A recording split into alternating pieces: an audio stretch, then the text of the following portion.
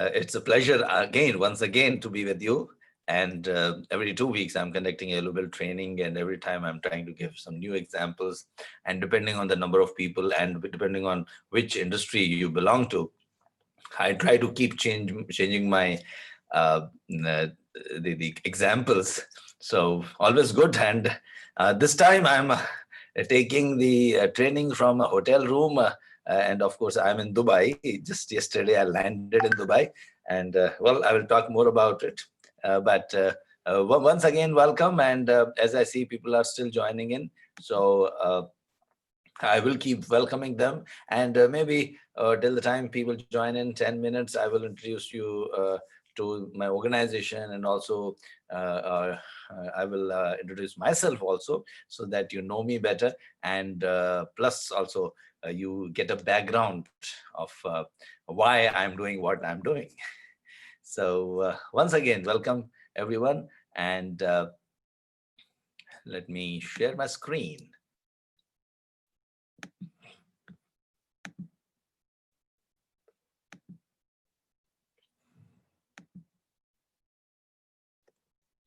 So, as I was talking about, today we are going to learn about what is Lean and Six Sigma, and what are the different tools and techniques which we use in Lean and Six Sigma. And as we try to learn these tools and techniques, we are going to also apply these tools and techniques to one problem which we will choose, a very simple problem which everyone understands. And we'll try to apply these tools and techniques. So different approaches. Every training program, every yellow belt training program, I keep using different approaches. Of course, the tools and techniques and the knowledge, what you're going to gain towards the end after 2 hours still remains the same. But sometimes I start with the statistical tools and learning about statistical tools and techniques, and then I come to the DMAC approach. Sometimes I give an overview of DMAC approach, and then I talk about the tools and techniques. So as I said, like as we talk, I will proceed. And overall agenda, if I talk about the overall agenda, the agenda which we are going to follow is, we are going to first learn about what is Lean Six Sigma. We will learn about what do we mean by Lean and what do we mean by Six Sigma. We'll take some examples of implementations. So what I will do is, while I'm introducing myself, I will tell you about my story and why I am doing what I am doing. And then this will also tell you some of the work which we have done together as a team. And then I will introduce you to some very, very basic statistical tools. So very, very basic statistical tools. Now, why I'm going to introduce you to basic statistical tools? Because maybe some of you are experts in quality. Maybe some of you are having some statistical backgrounds or mathematical backgrounds, but many are there who don't have any mathematical background. So for them, we'll spend around 15-20 minutes, because Lean and Six Sigma is for everyone. Lean and Six Sigma is not for a few people. Lean and Six Sigma is not for only, people who have taken science or studied science in their bachelor's or in master's. No, it is for everyone. So even if you have studied arts, even if you have studied commerce, even if you have studied architecture or whatever you have studied, still you can be a Lean and Six Sigma yellow belt, or Lean Six Sigma green belt, or Lean Six Sigma black belt. So so that is why I'm going to talk about a little bit of basic statistics in the beginning. Then after that, I will take you through the DMAC, DMAIC, define, measure, analyze, improve, and control. DMAIC, DMAC methodology. Now, this DMAC methodology is followed by all the organizations across the world. Everyone who implements Lean and Six Sigma follows DMAC methodology. So you will be learning about DMAC methodology. And as I'm teaching you, and as I'm going to teach you the DMAC methodology, I'm going to take you through one simple project. Any one of the project I will choose, one of my very I would say popular project is reduction of recruitment cycle time of the staff in an organization. So maybe I will try to take you through that. And, as I teach you DMAIC, I also take you through the project. So that will also give you a little bit of idea how a real project is being done. If time permits, then I will take you through one more project or maybe one more project. So last time in last Yellow Belt training, I showed 3 projects. It depends. It depends on what questions you're asking and what are the things, how you're responding, and based on that, and depending on which domain you are coming from, which industries you are coming from. So I'll be choosing my projects. And of course, after that, we'll have some lots of question and answers towards the end, so that you become a real yellow belt, so that you can confidently uh, tell everyone that you are a yellow belt. And as a Lean and Six Sigma, whatever a yellow belt needs to know, you are knowing. Now, before I start and before I take you through the whole program, let me also uh, talk a little bit about myself, and I will uh, introduce you to the organization. So, Anexas, we are enabling individuals and organizations achieve excellence since 2006. So, we were founded in 2006, and I was one of the key founders of the organization. We founded it in Copenhagen and Europe, and since then we have been doing lots of work for lots of clients around the world, primarily in Europe and Middle East, in India, then Philippines and Singapore and Thailand and US and almost all countries. So I'm not going to name the countries, but we have some photographs just to prove that we have been all around the world, just to prove that we have clicked some photographs. So this is a London training program. And National Healthcare Service is also is one of our client in the UK.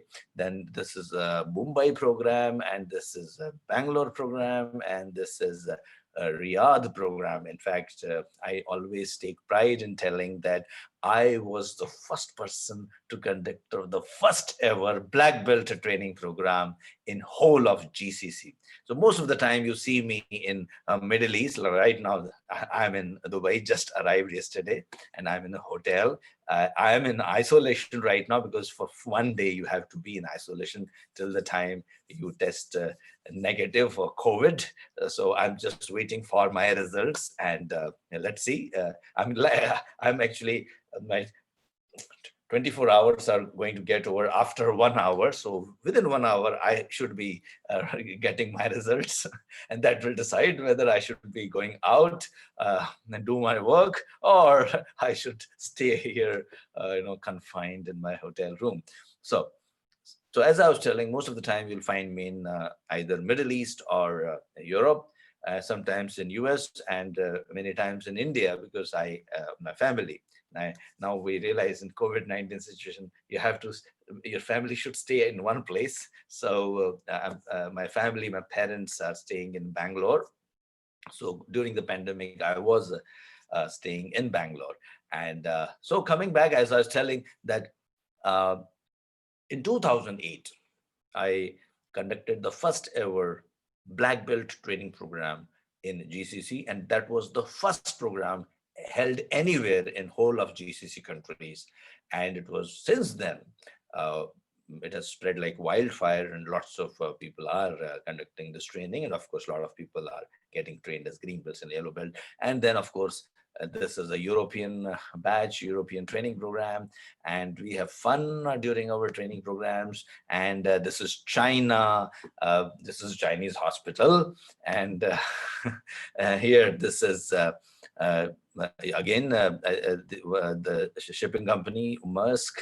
This is Novartis in Switzerland, and this is Pepsi in US, and so on and so forth. We have won lots of awards in different countries, as in Lean and Six Sigma, appeared on TV programs, received awards different by Ministry of Health of Vietnam, in India, in UAE, and in Saudi Arabia. Health Minister of Saudi Arabia is a black belt certified by us.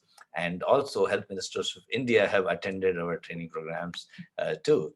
appeared on TV. Those who are from India might recognize Z Business Show, and he's a very popular TV show host where black belt from Anexas. So we had a lot of fun on the program. I've been an 8-time speaker in American Society of Quality World Conferences. I'm missing out on this. On 21st of May 2019, due to the pandemic I'm nowadays. Going to speak in American Society of Quality's World Conference in Fort Worth, Texas. I'm going to talk about how one of the fields in artificial intelligence, robotic process automation, or RPA, can be used to support process improvement initiatives along with Lean and Six Sigma. We will see how this combination leads to improved productivity, improved quality, and reduced costs. Using a case study from a bank, I will share a roadmap to leverage the capabilities of existing quality programs like Six Sigma with RPA to produce better results. So see you there on the 21st of May in Fort Worth in Texas.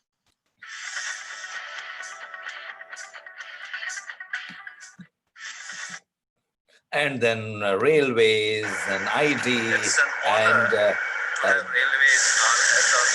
so anyway, I'm not going to play all those videos because it will run into it will take a lot of time. So I'll just tell you, if in case you are interested in seeing or the videos, you can always see this on our website. And this is so this I would like to tell you. See, whenever you are implementing Lean and Six Sigma, it is all about training to make a difference. So when you are training, don't train only the senior managers, don't train only green belts and black belts and the CEOs and the champions. As you will know all these terms, who is a champion, who's a green belt and black belt. Very within 30 minutes you will know about all these terms. So train only the senior management or middle management. You have to also start with the workers, with the blue-collar workers. So this is one of the manufacturing companies, the biscuit manufacturing company in Jeddah. And here also we are a little bit of conducting a Lean and Six Sigma training program and implementation is that you get to work with lots of people from various countries, speaking lots of languages. I like the way we have this client where we have trained senior management to the people on the front line. So these people are from different countries, and I'm trying to just ask.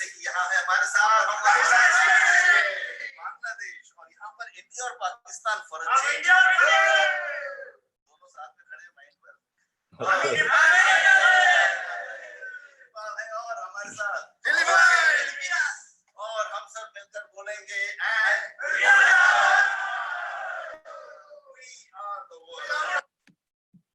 Okay, so and I've been writing articles in newspapers, also published a book, Amazon bestseller, The Anexas Story. Well, I'm not going to talk too much about it right now, but we have by the way, if you are on LinkedIn, please, you can connect with me. You can get connected with me on LinkedIn, and all the requests in the next 2 hours, I'm going to just quickly, while I'm making the presentation, very quickly during these 2 hours, I will accept all the requests, and definitely my team will help me. If my team is there, just please take care of that as well. So because otherwise I'm very careful about choosing my LinkedIn contacts. But if during these 2 hours, I would understand that you are attending the session, and of course you are interested in Lean and Six Sigma. So if you are interested in Lean and Six Sigma, if you are interested in process excellence, if you are interested in learning tools and techniques, I keep writing every day. I'm writing about something as a LinkedIn post. Sometimes the exam questions I'm giving every day, I'm giving one question on a video. And if you're interested, and even if you're not interested in becoming a black belt or a green belt, still the questions are so means they will be useful for you if you want to learn some new concepts in improving the processes. So most welcome. You can connect with me on LinkedIn too. Well, so I was not like this. earlier, if I take you back around, say, 20, total, I'm having 30 years of experience. So I'm 52.5-year-old, so 30 years of experience. But if I take you back around 20, 25 years back, I was uh, I was working in shifts. I was working in operations. I was working in shifts in petrochemical companies, and for first 10 years I was doing that.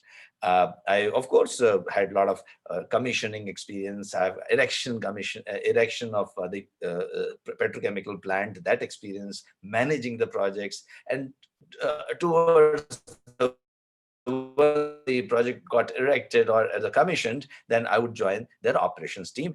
And I used to work in 12-hour shift, day shift, 12-hour, night shift, 12 hours. So that was typically the routine. And I was earning rupees 2,500 per month. That was, I'm talking about in 1990s.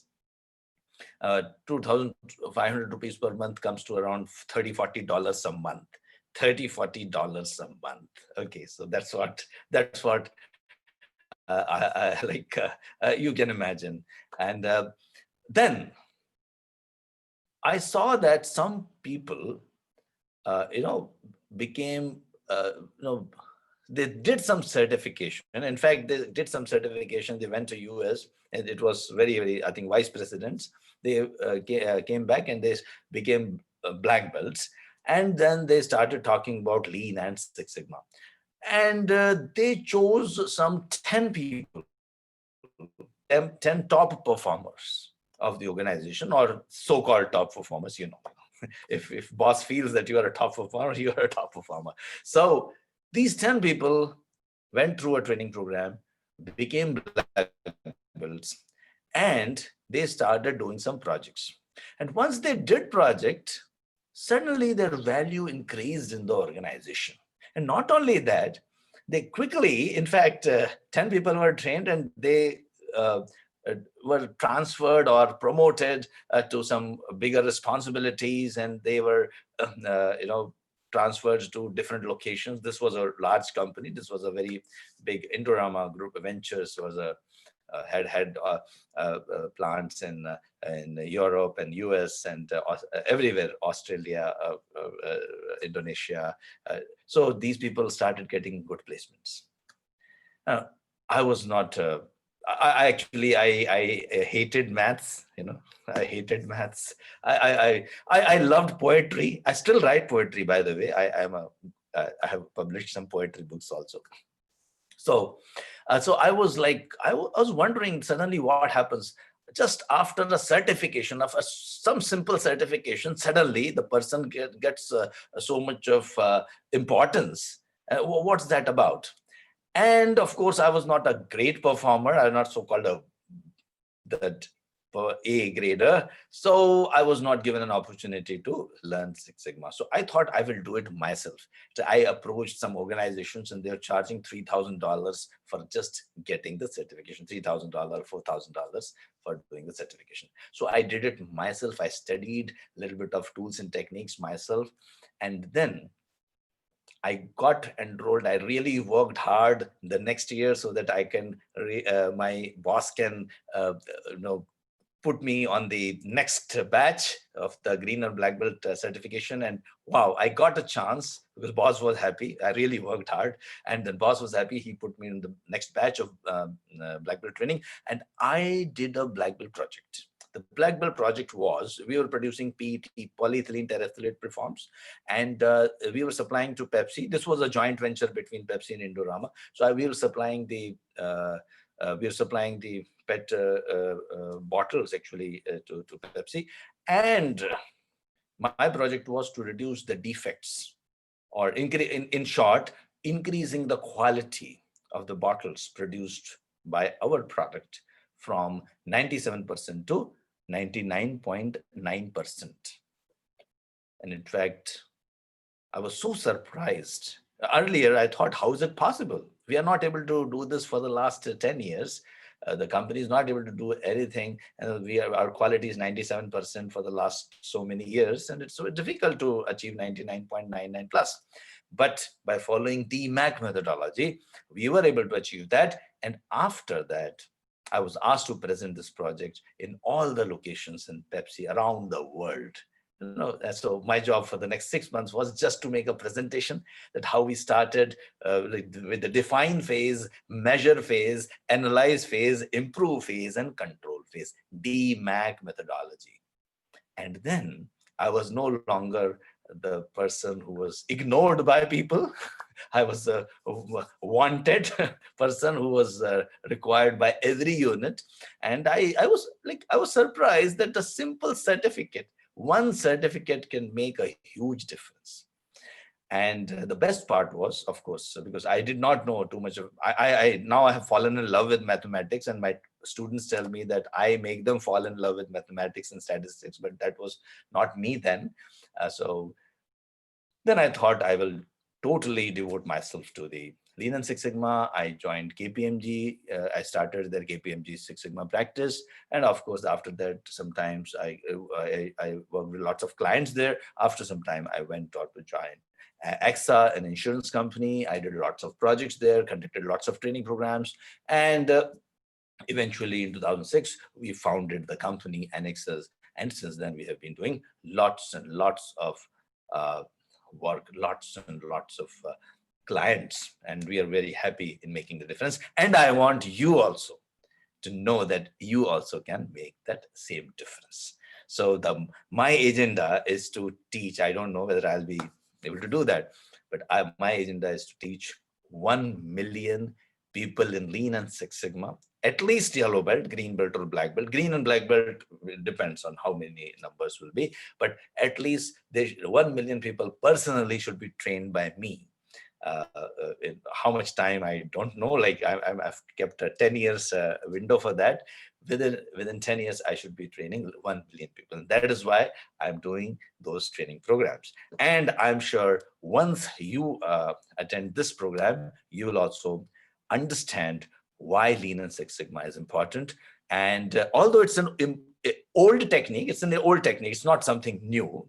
And it has undergone lots of changes, but still it is as important. And you yourself will feel like that. You yourself will understand that it is indeed a very, very effective tool. So let me ask you one question. And before, I think now a lot of people have joined in. Let me take one quick poll. This will help me to understand which industry you belong to. So if you just let me know which industry you belong to. If you can just let me know that, that will help me in giving you the example, choosing my examples. Okay, so lots of people from this time, healthcare and hospital. Okay, surprising. And of course, manufacturing. Manufacturing, banking, and financial services. Every time we have oil and gas. Okay, this time oil and gas is not so much. The last batch, in fact, most of them were from oil and gas. Okay, so now we have maximum people from manufacturing and healthcare and hospital. Oh, it's a good combination. It's a nice combination. Okay, no problems. I will take both examples of both manufacturing and healthcare. I'll keep doing that. I'll keep switching between these two examples. Okay, good.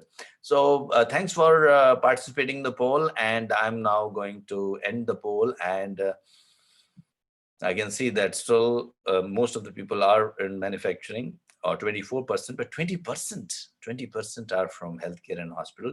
And if you can just let me know which domain you belong to, means which department you are working for. So that also will give an understanding whether I should be using jargons or I should not be using any jargons. So if maximum are from quality, maybe I will give you a little bit of some advanced tools and techniques. Yeah, very, very advanced tools and techniques.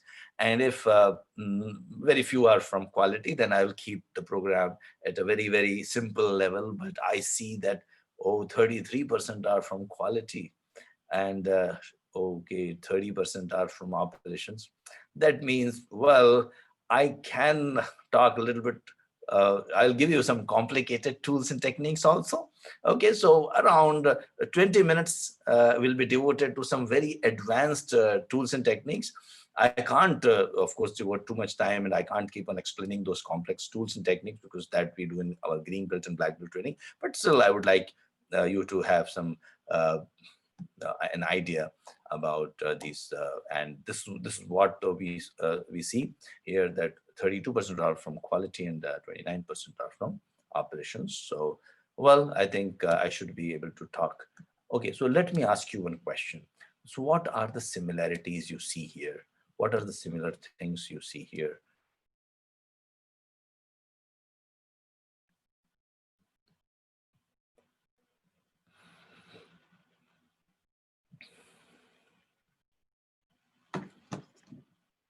So let me know some of the things which you can see are similar in everything.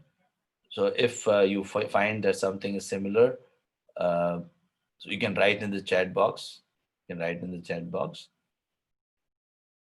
What similarities you're finding, and as many of you have already guessed, yeah, okay.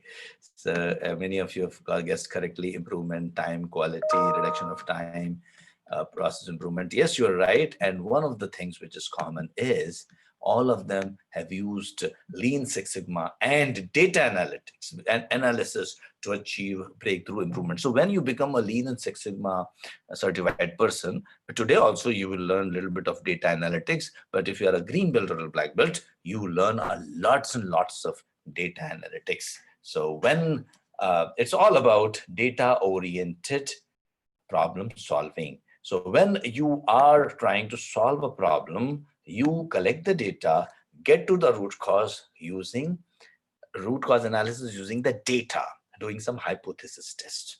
So today I'll, of course, now I can't talk about hypothesis test in this short program, but some of the basic tools and techniques I will give you, which you can use right away from Sunday or Monday onwards. You can start using Sunday for those who are in Middle East and Monday for those who are from the rest of the world.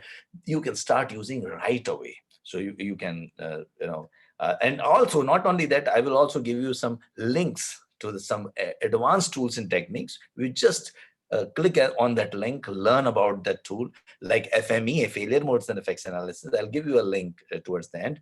And in fact, if you want to know more and more about my tools and techniques, not mine, but Lean Six Sigma tools and techniques, you can subscribe to Anexas channel, YouTube channel, where I have almost all the tools and techniques are separately given in modules, and you can always learn about these tools and techniques by going through those short videos of 3 to 4 minutes, not more than every video is 3 to 4 minutes.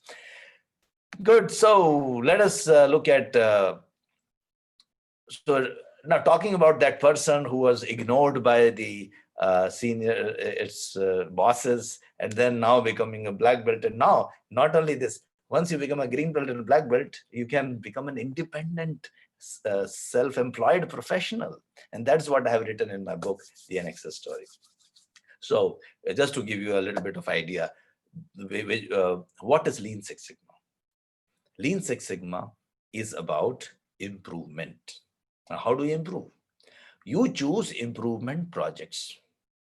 What is the definition of a project?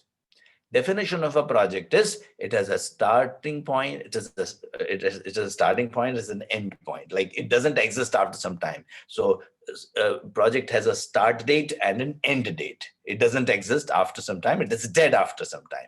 So it's a one-time activity. Now this one-time activity, that improvement project, has got a goal to reduce the errors, reduce the cost, improving the customer satisfaction, something related to quality, something related to improving the quality. And that is what every Lean Six Sigma project does. Now, how it is done? By training the people in the organizations. The people in the organizations who are working in the company, like you, they are trained as green belts and black belts. Now, if the organization doesn't have this training programs running in their own companies, then people like you, they can attend these training programs from people, companies like people like me, because we keep running these training programs on weekends, not only weekends, sometimes in the evening, sometimes in the morning, as per your convenience. We run morning batches, we run evening batches, we run weekend batches, and you can learn these tools and techniques, practice these tools and techniques. We do a dummy project also in our classroom and learn these tools and techniques, and then you can make a huge difference to your organization. And of course, the certification also works wonders to you. So not only it enhances your career, but also gives you an opportunity to become self-employed after some time. And yeah, so lots of that's what we could achieve together for lots of organization. So a Lean and Six Sigma, once a project is done, it reduces the costs for the company. It reduces the defects for the company. It reduces the waste. Well, now we are talking about the waste, not the waste which we throw in the dustbin, of course, the waste which is related to the process. Waste in the process, the 7 wastes, or the 8 wastes. Now they have added one more waste. So 8 wastes. Okay. Rework. Anything not done right the first time is a waste, because you wasted company's resources in producing something which is of not much use to the organization or to the customer. Rework. Cycle times, time taken to complete activity, any activity, time taken to complete any activity can be drastically reduced. Sometimes we have reduced the timelines by 70%, 80%, 90%, sometimes 99%. An activity which was taking like some reconciliation, which was taking 15 days in a bank, is now just done in 5 minutes. In fact, we eliminated the need for reconciliation. So not only you reduce the times, but you also see whether that particular activity is really required or not. In fact, anything starting with is a waste. Review, checking, inspection, rework is all waste. We call them waste. So reduction in cost, effects, waste, rework, this cycle time. Improvement in quality, production efficiency, productivity, improvement in customer satisfaction, everything is possible. Profitability, improvement in resilience. Now, which CEO will not like to have a person who knows all these stuff or who is capable of achieving all these things? Okay, so this is what Lean Six Sigma is about. It all started in Motorola. One of the meetings, Mr. Bob Galvin, the CEO of Motorola, was making a presentation, and one of the directors commented that our quality is really not good. And Bob Galvin took this as a challenge, and he said that in the next 5 years, I'm going to improve everything by 5 times. And he invited suggestions so that he could achieve his dream. And Bill Smith and Michael Harry, these two gentlemen, they came to his rescue, and then they suggested that why don't we apply statistical tools and techniques to improve our processes, because they were doing that. And Bob Galvin was very happy to see the work of Bill Smith and Michael Harry, because these two engineers, they would choose an improvement project which would last for 3 to 6 months and result in something which is positive for the organization, which was related directly to the strategic business objectives of the organization, which was related to the strategic business objective. What is strategic business objectives? Those objectives which link to the mission and vision of the company. Like an organization would like to become number 1 in one particular domain. Now, to become number 1 is a, let's say, vision. But how to become 1? In order to become number 1, you need to achieve certain goals.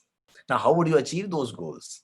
Well, everyone is trying to achieve those goals. Operations, marketing, finance, IT, HR, everyone is trying to achieve those goals.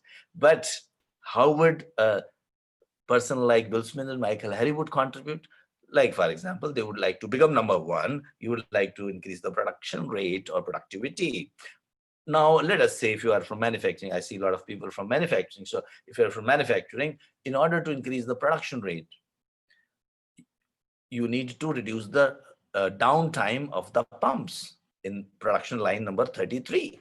So a project could be, on that's what Bill Smith and Michael Harry would do. They would say that the downtime of the pumps in the production line number 33 is 10 hours, and we would like these 10 hours to be reduced to 2 hours per, say, per week.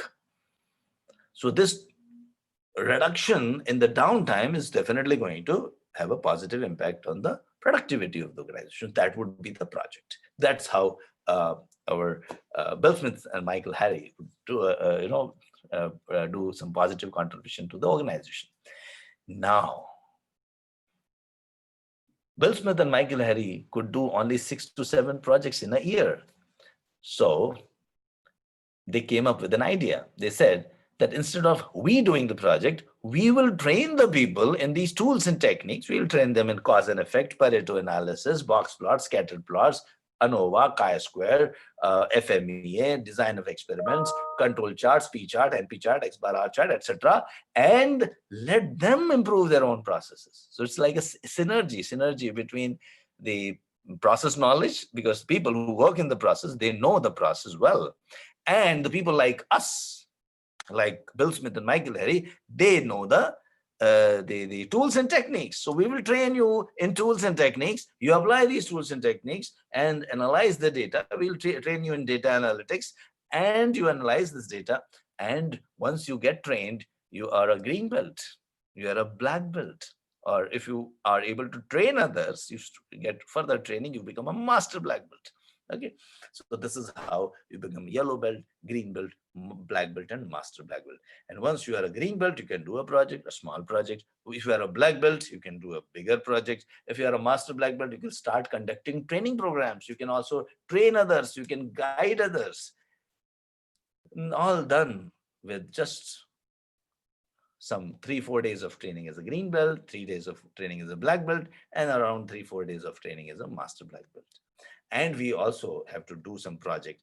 Now, in our classroom, when we are doing the training, we do a project in the classroom itself. We give you the project and we guide you and take you through that project. Well, coming back to the Motorola story, they achieved hundreds, and they completed hundreds of projects. In 11 years, they saved $15 billion. They also became the first company to win the Malcolm Baldrige Award. And in his award acceptance speech, Bob Galvin said that it was all due to Six Sigma. And then Mr. Jack Welch of GE, he was one of the attendees of this this award distribution, and then he was so impressed with this methodology that he told his employees that if you are not a green belt, you will not be promoted. So everyone wanted to be a green belt, everyone wanted to be a black belt, and that's how it spread in GE. And then they started telling their suppliers that if you want to do business with GE, you need to implement Lean Six Sigma. So those days it was known as Six Sigma. So you have to implement Six Sigma. And Lean was started in Toyota. So maybe due to lack of time, I won't be able to tell you the story of Lean, how it started in Toyota, but it's an interesting story. Again, the whole video is of how it started in Lean, and some of the philosophies of Lean, how they're used in Toyota, is also there on our Anexas YouTube channel. As always, I'll request you, in case you want, you can please, it's a 15-minute video, but everything is given in that, so that you get a very, very good idea in just 15 minutes about all the tools and techniques of which we apply in Lean. But anyway, as a yellow belt also, you have to, you have to undergo this training, and that's what you are going to learn. Now you'll have to learn as a yellow belt, you'll have to learn some tools and techniques. So let me take you through some of the tools and techniques. I just, maybe I'll come to this a little later, but because this will be the end result, which I'll be showing you towards the end.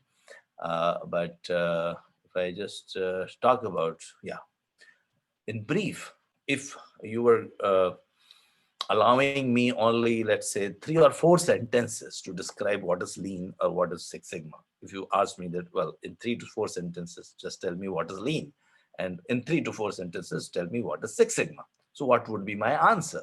So in lean, I would say that first, map the process. Map the process. Yep, process map. How to map the process? Don't sit on your table and map the process. No.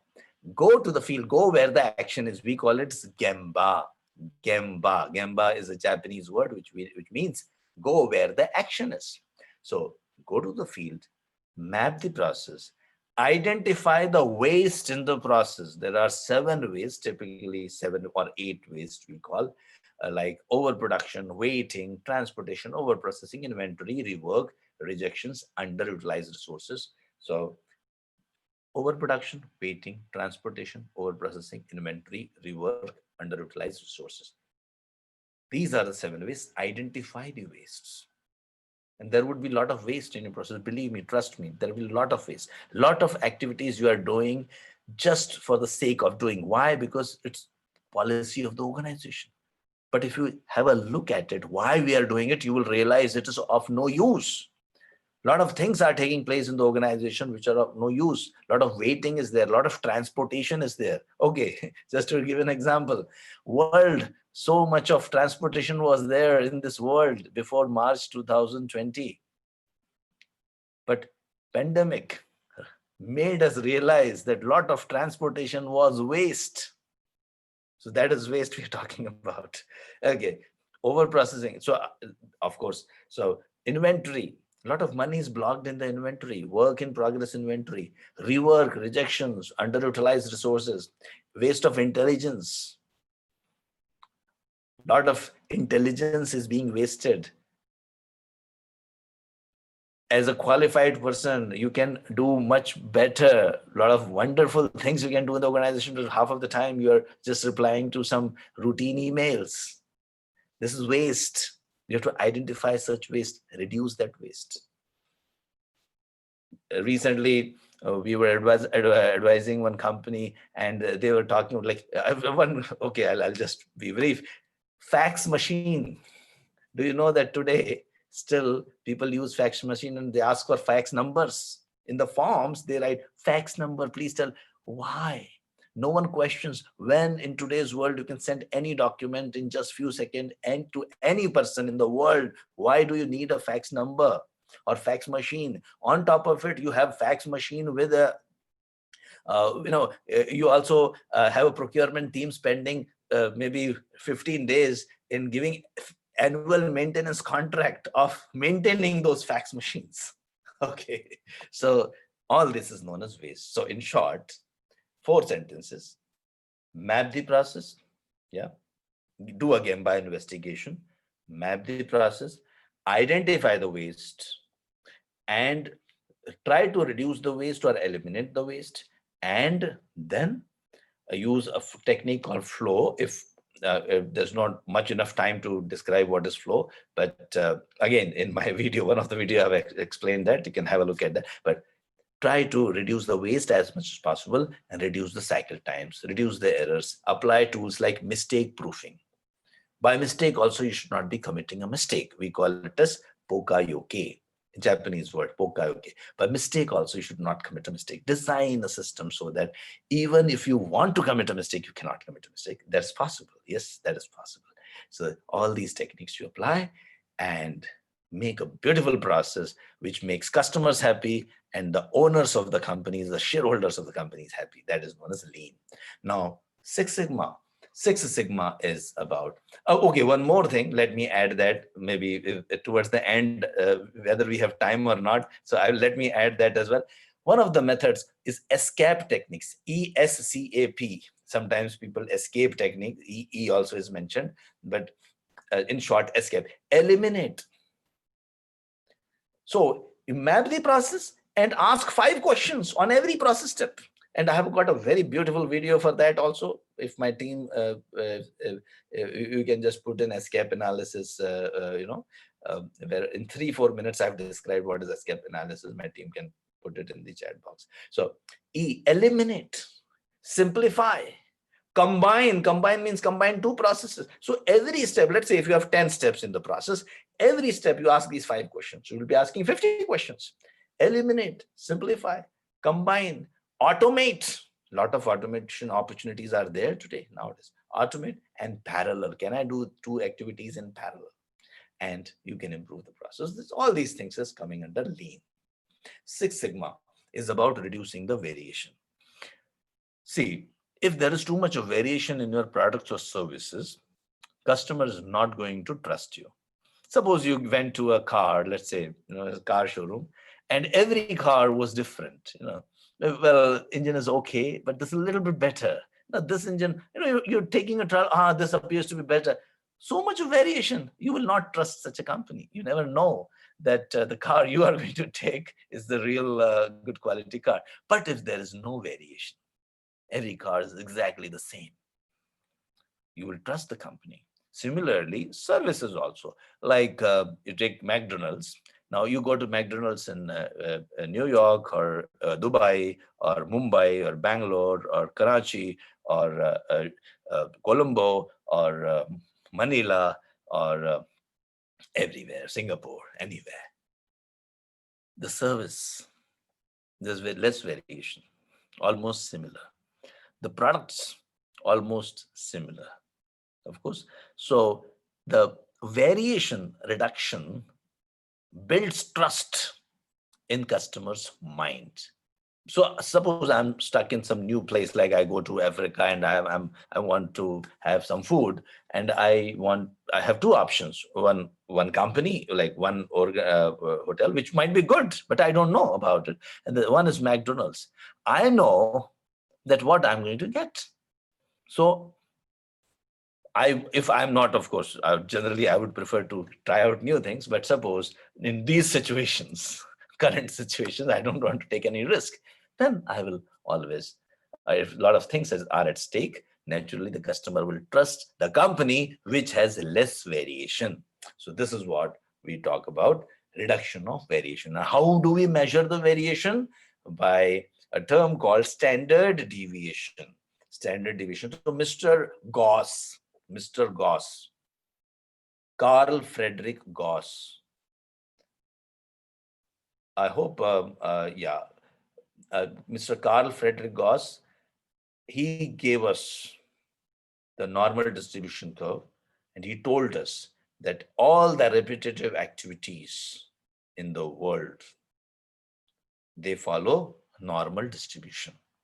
This is known as normal distribution, like a bell-shaped curve, normal distribution.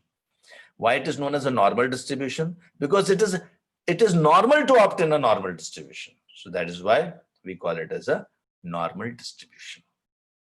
Okay, bell-shaped curve. Now let us know a little bit of statistics or a little bit of some characteristics of normal distribution. And I hope now in the next 10 to 15 minutes, a little bit I'll be going technical. Don't worry. I'll try to explain this in the simple words. And first of all, I may tell you about some terms which might sound a little Greek and Latin to you. It's in fact that sigma word is a Greek only. So but the thing is, you don't have to do any calculations nowadays. All the softwares are there. When you come to our green belt training or black belt training, we give you a software. We give it free of cost. It can analyze any data in just few clicks. I will show you. I'll show you that as well, how to do that. But coming to the explanation of the normal distribution curve. Let's talk about the normal distribution curve. Yes, normal distribution curve. Okay, I will take you to the whiteboard. Okay, and first, sometimes, as I said, like sometimes I take the statistical part first and then give you the whole methodology of Lean Six Sigma implementation and the end result. Or sometimes I talk about the methodology and then they teach you the statistics. But I see a lot of people are from manufacturing, healthcare. So I'll keep taking examples from both. And generally, people from manufacturing, healthcare, and quality, they can understand a little bit of complex concepts. So I'm just making that assumption that you are going to learn a little bit more than what generally a yellow belt is supposed to know. But yeah, uh, I hope I'll be able to teach you all these advanced tools and techniques. Yes, so let us talk about our normal distribution. Everything, your production follows normal distribution. Number of patients coming to your hospital follow normal distribution. Waiting time for your patient in the OPD follows normal distribution. Heights of your staff members in your organization follows normal distribution. Age of the people in your organization follows normal distribution.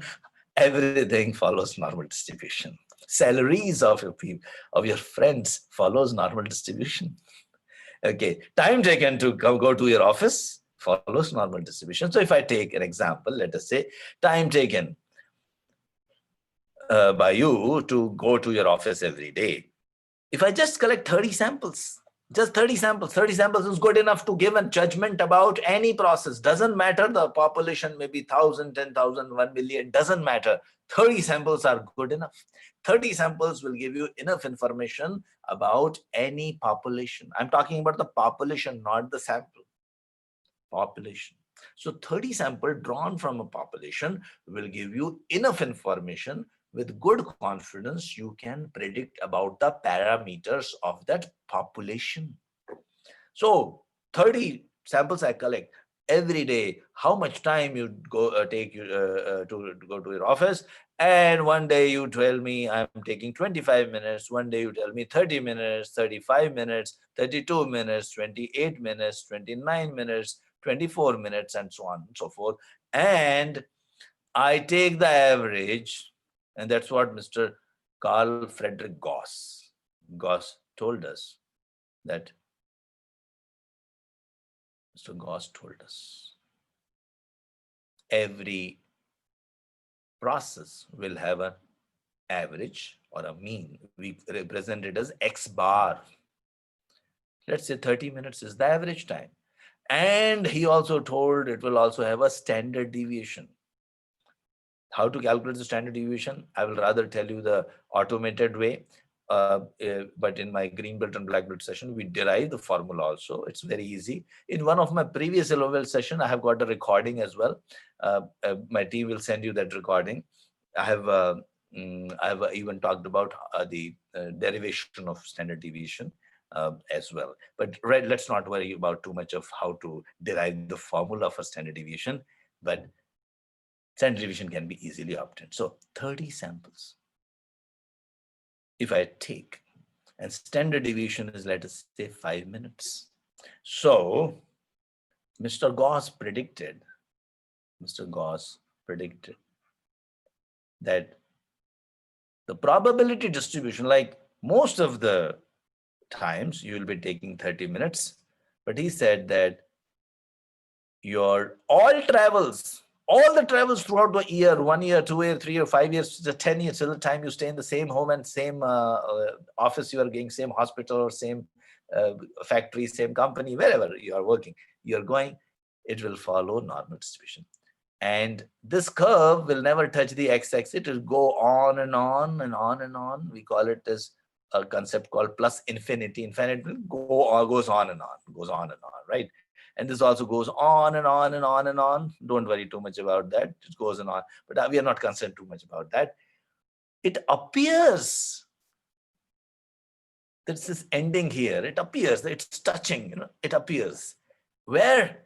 At 1 times sigma, no 2, no 2, 3 times standard deviation here on the right side, and minus 3 times standard deviation on the left side. 3 times standard deviation on the right side and 3 times standard deviation on the left side. Okay, so now I will request everyone to stay focused on the training part and the tools and techniques regarding the certification fees and the training fees. We will talk maybe towards the end, or you can directly get in touch with me, with my admin team. They will be able to tell you all the details, and it's not costing too much also. Don't worry about it. A yellow belt certificate, if you want to just get, training is free. Attending the training is free. If you want to get a soft copy, it just costs some very uh, equivalent to what you will pay for a lunch in a hotel. It's simple. It's not a very costly affair. But let us not talk about that. Let us focus on and I request everyone to not write about the fees and the administration related questions in the chat box, because let us focus, learn the tools and techniques, become a nice yellow belt. That's the objective of our today's training. Okay. And towards the end, maybe last 10 minutes, I will be definitely, I'll tell you about, if you are interested in becoming green belt and black belt, I'll tell you the whole roadmap. Don't worry about it. Okay, so coming back, 30, X bar. Okay, 1 sigma, 2 sigma, 3 sigma, minus 1 sigma, minus 2 sigma, minus 3 sigma. So I have got how much sigma? Sigma is how much? Greek letter S. Greek letter S. Looks like S. Sigma. Oh, sorry. So Greek letter S. Looks like S, right? Is telling plus minus 3 sigma. Will tell you about the whole population. So let's say I calculated someone's traveling time, 30 minutes, standard deviation is 5. So I can predict this person on an average most of the time. And if in fact, I can get a histogram also. Histogram means most of the time he's taking 30 minutes. Sometimes he's taking how much? Now, if I try to calculate using our sigma, this is 1 sigma. So sigma is how much? 5. So I'll say 35.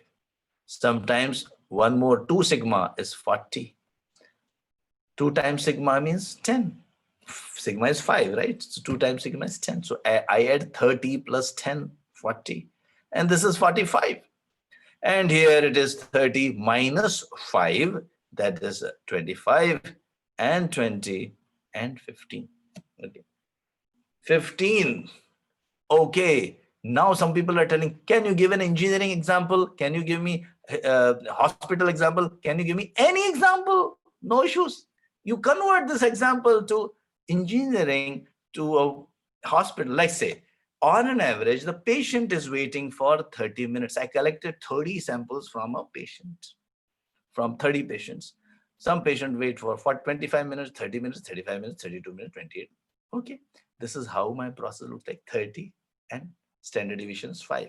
So I can predict 99% of the patients in this hospital, 99.73 is the exact number, but 99% of the patients are waiting from 15 minutes to 45 minutes. Or 99% of the time, if I am taking travel time example, you are taking 15 minutes to 45 minutes. Never you are taking less than 15 minutes, never you are taking more than 45 minutes. Okay, now let us look at the production example, manufacturing example. You are manufacturing, let's say, a product. Tell me any product. Tell me, give me any organization. Give me any organization. Which organization you are from? Just give me. Tire manufacturing. Okay. Gear manufacturing. Okay. Logistics. Oh, pharmaceuticals. Okay. Steel, coffee. Oh, okay. Whatever you are manufacturing. Let's say you are manufacturing tons per day. Tons per day. Okay. So 30 tons per day or 30,000 tons per day. Okay, whatever it is, don't worry. See, the best part is, for a black belt, your domain doesn't matter. What is the beauty? All your things can be expressed in numbers. For a black belt like me, a master black belt like me, I just collect samples, convert them into numbers, and solve my problems using these tools and techniques, and give you a statistical solution which you apply to as a practical solution, and you can solve your problem. So here it can be a production. Now, if it is a production, let's say tons per day. What is the average tons per day? 30 tons per day. What is the minimum it goes? 15. What is the maximum it goes? 45. Let's say someone is asking marketing. Okay, marketing means, well, let's say $30,000 on an average is your sales, goes down to $15,000 per, let's say it's per week. Let's say if I'm taking per week, 30,000 is an average sales, goes minimum to 15,000, goes maximum to 45,000. It's same thing. Apply this to anywhere. Doesn't matter. Don't worry about the domain. Understand the concept. That is what we teach you. Now, we call this as lower control limit, minus 3 sigma, we call it as lower control limit, and the plus 3 sigma, we call it as upper control limit, lower control limit, and upper control limit. Okay, you are with me till now. I've not lost you. I'm taking the, I'm actually taking the risk of going technical in the first 1 hour. Don't worry. Technical, I will be technical only for another 15 minutes. After that, things are very easy. I'll teach you simple tools, very, very simple tools. If not everything is so difficult, don't worry. By the way, we teach many, many advanced tools also, which we teach in such a nice way that you fall in love with them. So you understand, and we understand, we ensure in our green belt and black belt training programs, each and every person understands everything. That's very, very important. Okay, so LCL, UCL, lower control limit, upper control limit. Now, if I want to represent this process, let me represent in a different way. This is the lower and upper control limit. And I would say my process will be operating within these limits. My process will be operating within these limits. Will it operate consistently? No, sometimes low, sometimes up. Let's say, take a simple example. If I want to take an example, uh, uh, travel time. If I there are 2-3 ways I can take a example from an industry. I can take a simple day-to-day life example, whichever. I'm just I'll show you some industry example and some projects anyway. I promise to show you one manufacturing example, or one I told you one recruitment cycle time example. For sure I'll show you one hospital example. A lot of people are from hospitals, and one maybe manufacturing, oil and gas. If time permits, I'll show you that as well. Okay, coming back, this is our lower control limit. We call this as LCL. How much is it? 15. And this is UCL. How much is this? 45. So I will travel sometimes 41 minutes, 43 minutes, 30 minutes, 28 minutes. Now I won't worry about this variation too much. Okay? Or it's a sales, let us say. I won't worry about too much. Like one time I may have on an average, I'm how much sales I'm making? 30. I won't 33. Okay. But that is the mistake people commit. Edward Deming used to say that most of the time, in fact, he has said lots of good things. So let me talk about a few of them. One thing he has told is that problems are not in the people. Problems are in the processes. 85% of the problems are in the people. Sorry, processes. Let me correct myself. Sorry. So 85% of the problems, whatever you see in the organization, are due to the processes, systems. And who's responsible for the processes? Senior management, right? So you have to blame your boss for everything. Okay. No, but you are also the boss of some people, right? So please remember, it is all processes. 85%. Also 15%, some people really don't want to work. So you take care of them the whichever way you want to take care. That's a different thing. But 15% of the time. So what is the main focus? If you want to improve something, in your organization, what should be your focus? Process improvement. So that is why all the tools and techniques which we are going to learn in yellow belt and even in green belt and black belt, 85% of them are related to processes, data, statistics, analysis. Okay. So remember Deming, another thing which he said was, you can't improve if you cannot measure. Okay. Oh, well, there was a slide coming up and I was supposed to ask you that question. But anyway, I'm revealing the secret. So, okay. So, you can't improve if you cannot measure. And the second question I'll talk to you later when the slide comes. Let that secret be there. Okay. I will go back now to my whiteboard and let us go back to our LCL, UCL, lower control limit, upper control limit. Now we call this as lower control limit and upper control limit. And let me share my screen now. And here it goes. So lower control limit, upper control limit, we call it as voice of process. Voice of process. Voice of process. Process is telling you. Like your plant is telling you, production plant, hey, I'm capable of making 30 tons per day. Maximum I'll go 45, minimum I'll go 15. Or your hospital is telling you, if it has a voice, hey, if you come to me, patients will have to wait for on an average 30 minutes. Maximum they will have to wait for 45 minutes. The process of the hospital is telling you. And minimum, you have to wait for 15 minutes. That's the way we are. That's what process is telling you. That's what a hospital is telling you. That's what your production unit is telling you. That's what your sales company is telling you. Any organization, any department is telling you. IT help desk. If you write to us, 30 minutes on an average will take to resolve your whatever issue is. Maximum it will take 45 minutes. Minimum I cannot go below 15. That is how we are. That is how our policies are. That is how our processes are. That is how our people are trained. The kind of people we have brought in, the kind of equipment, the kind of machines, the kind of technology, whatever we have, it is going to give us this. This is voice of process, VOP. Remember that, VOP. VOP, voice of process. How will I collect the voice of process? But just collected 30 samples because process can't speak. So let the data speak. Let that average speak. Let the standard deviation speak. Very easy to calculate this. Don't have to worry too much. There are tools available. We teach those tools and techniques in our trainings. Right now, I'll just give a small demonstration. Suppose I want to see the procurement time. I think everyone knows procurement time. Everyone is aware of what is procurement. I hope. If not, if it's becoming a little too technical, then I can stick to the traveling time example if you want. So I can stick to the traveling time and do some analysis related to traveling time if that works for you.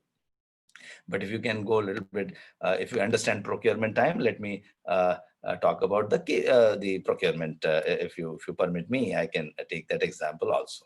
Or I can take a hospital everyone knows, then I'll take a hospital example. Okay. Procurement, everyone is easy. Procurement will do. Okay. I'll continue with the procurement. Procurement, like those who don't understand procurement, let me tell you about what is procurement. A recruitment also I'll give, don't worry. So procurement means when you want to get let's say laptop, you want to order a laptop. It takes procurement means buying a laptop, getting a laptop. So you have to procure lots of items in the organization, right? So if I take an example, so I will just collect 30 samples of procurements, and then I can take an average. I can take a standard deviation. And average is, let's say, 30 days. Standard deviation is 5 days. So I'll say 15 days is, so the story remains the same. So don't even worry about the domain, right?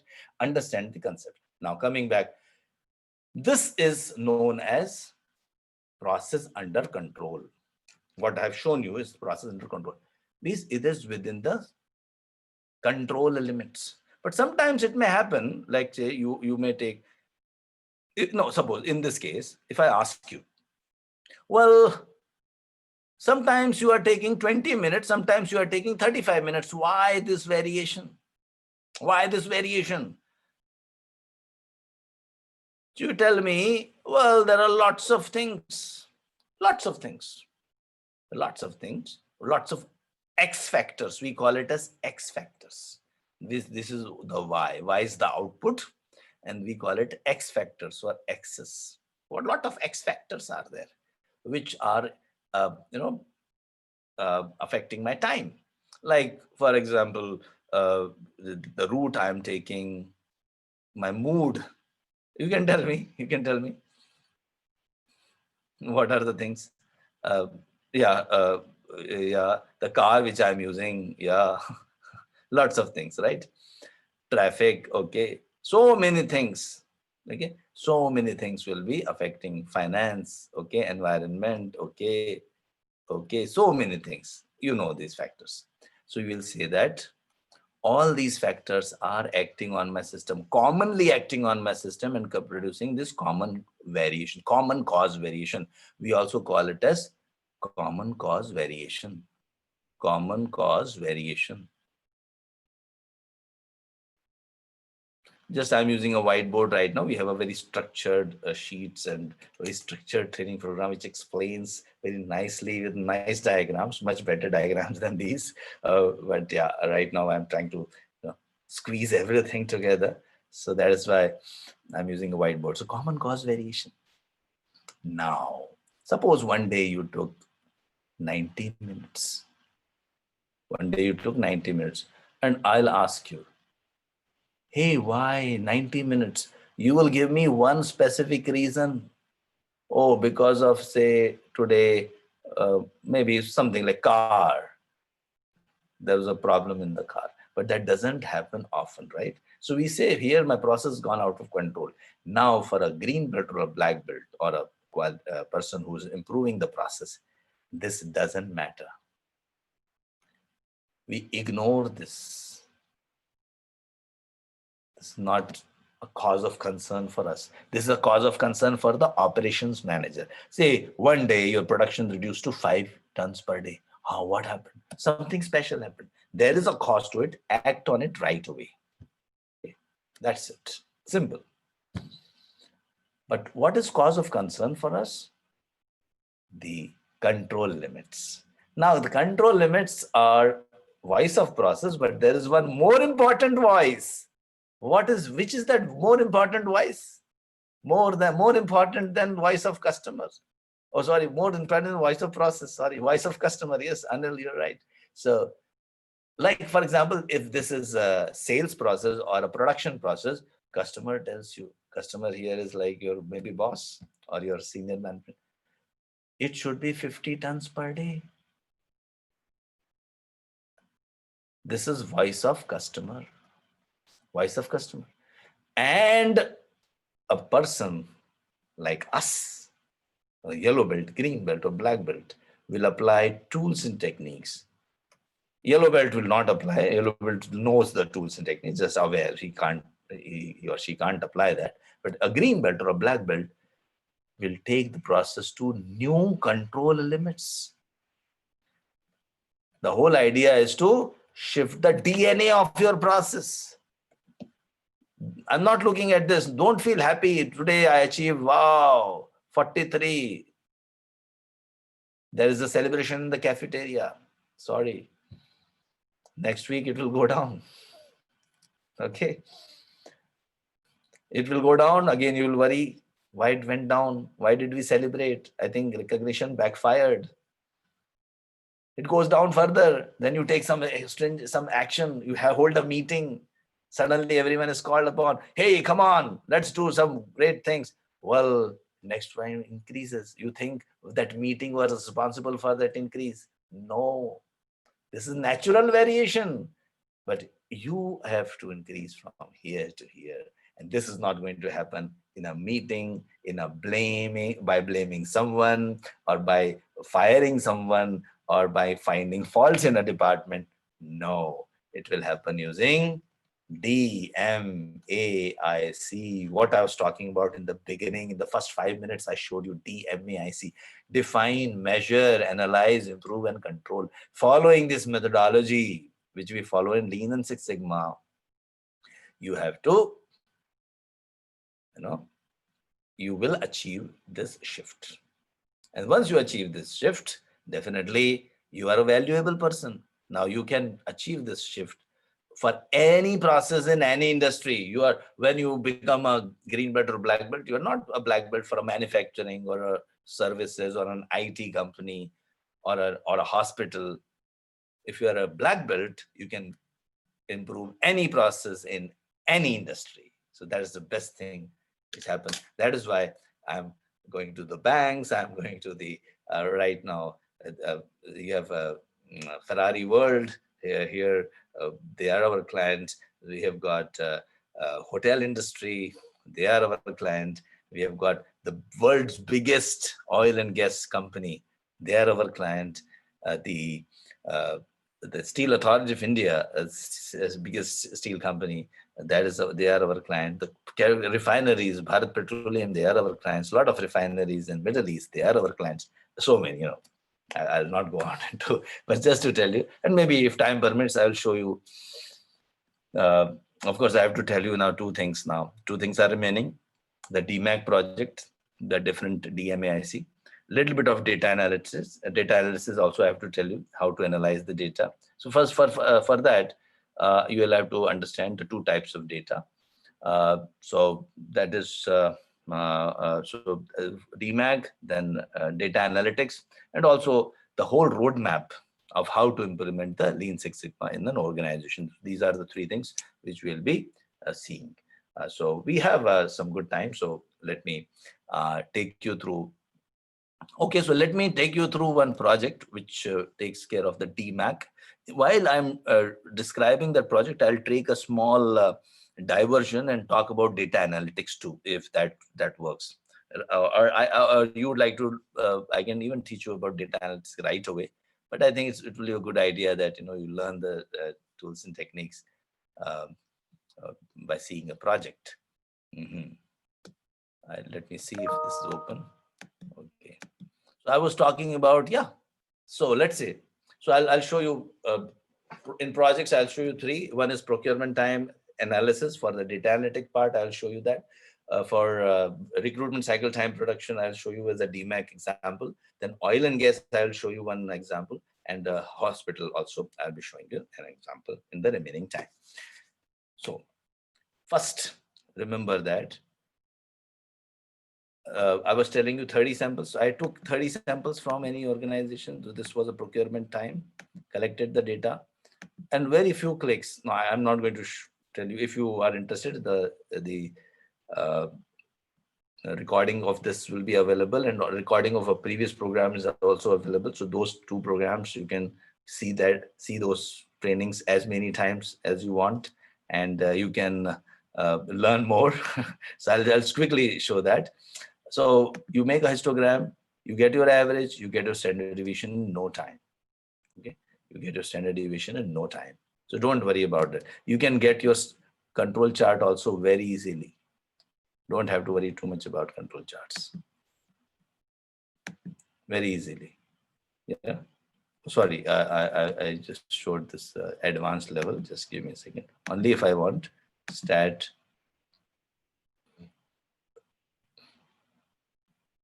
Control charts, individuals, and here I want for procurement cycle time, right? Yeah, this one, first one.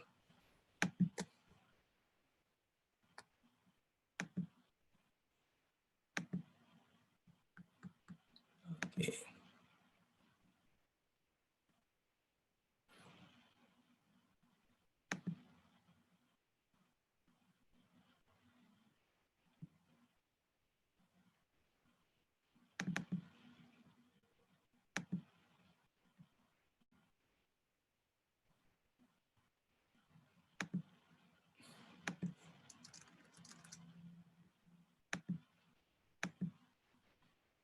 Yeah, so this is a procurement time. Yeah, process is under control. Yes. So very easy. These are a few clicks, and of course, this tool which we give you during our green belt and black belt session, we give you this tool free of costs, and you can do a cause and effect diagram also very easily. Like when you are making cause and effect diagram, why our procurement time is high. Anything, whatever problem you are facing, which I just showed you here. This is the why. Why means the output. The X factors. What are the X factors influencing my why? I would like to know. So first, don't blame anyone. Just think of all the possibilities, and you can make a cause and effect diagram. Another way of making cause and effect diagram, I'll show you when I describe the project. But this one, very easily you can make it as a cause and effect diagram. You can make a, oh, there's a spelling mistake, but it's okay, yellow belt. So here you can make a cause and effect diagram, right?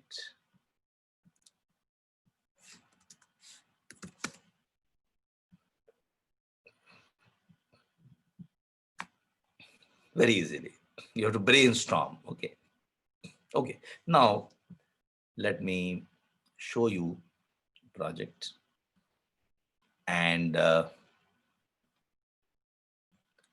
what I'm going to show you is, generally, when you are doing a project, most of the cases, you are following DMAC approach: define, measure, analyze, improve, and control.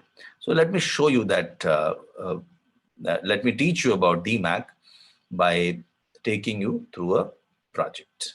So let me take a simple process first. Recruitment cycle time. Recruitment cycle time is like everyone knows, everyone understands. It is in manufacturing also, it's in healthcare also. In all the industries, you have recruitments. So I will just, I hope you are seeing my screen right now. Okay, no. So this is, yeah. Okay, so this is an example, and this is a project done for an engineering company. But yeah, as I said, recruitment can happen anywhere. So when you want to do a project, you follow DMAIC: define, measure, analyze, improve, and control.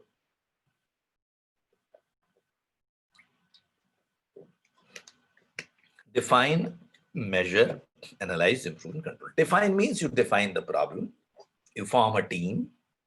Measure means you collect the data. And analyze means you analyze the collected data and get the root cause.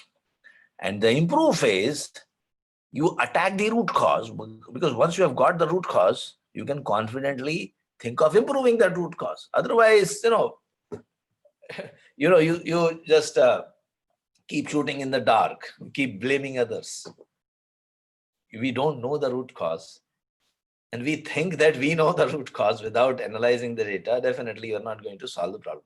So, see, many times you will be able to solve the problem. If you are able to solve the problem, well and good.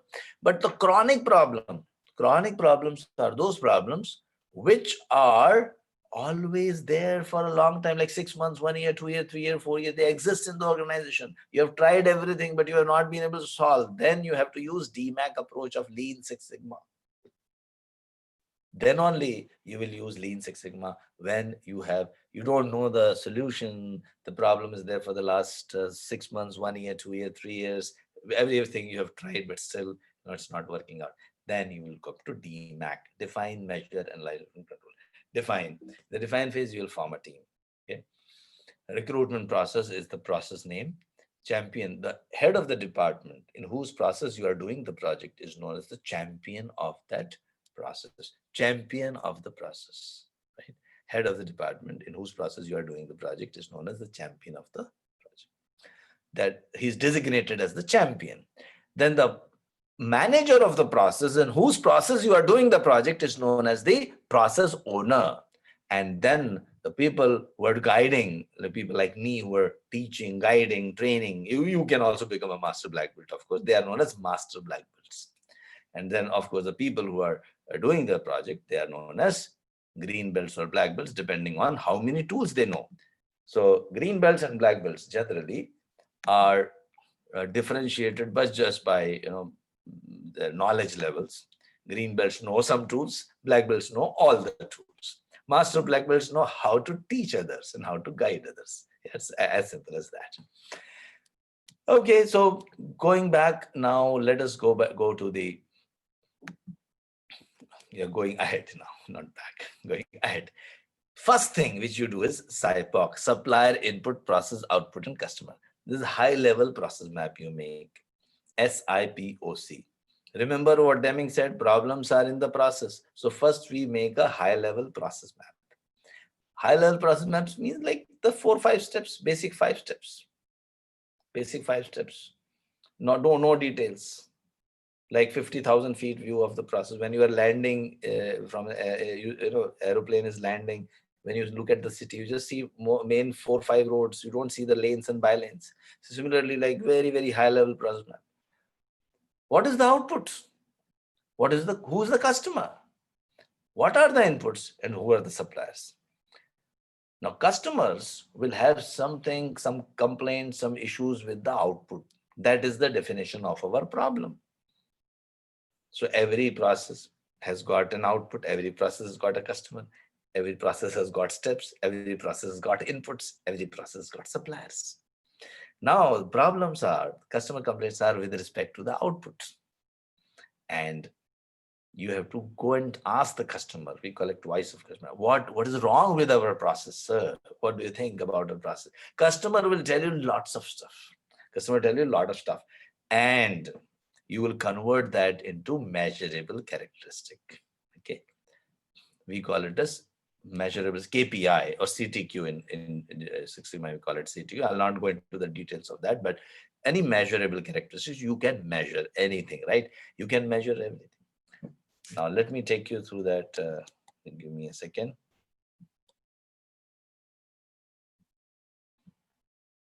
Let me ask you the question which I was thinking of asking you.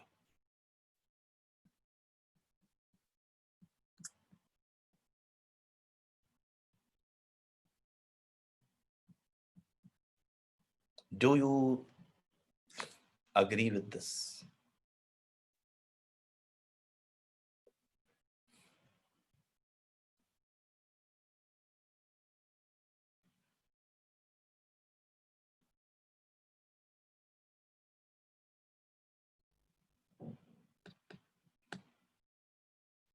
Well,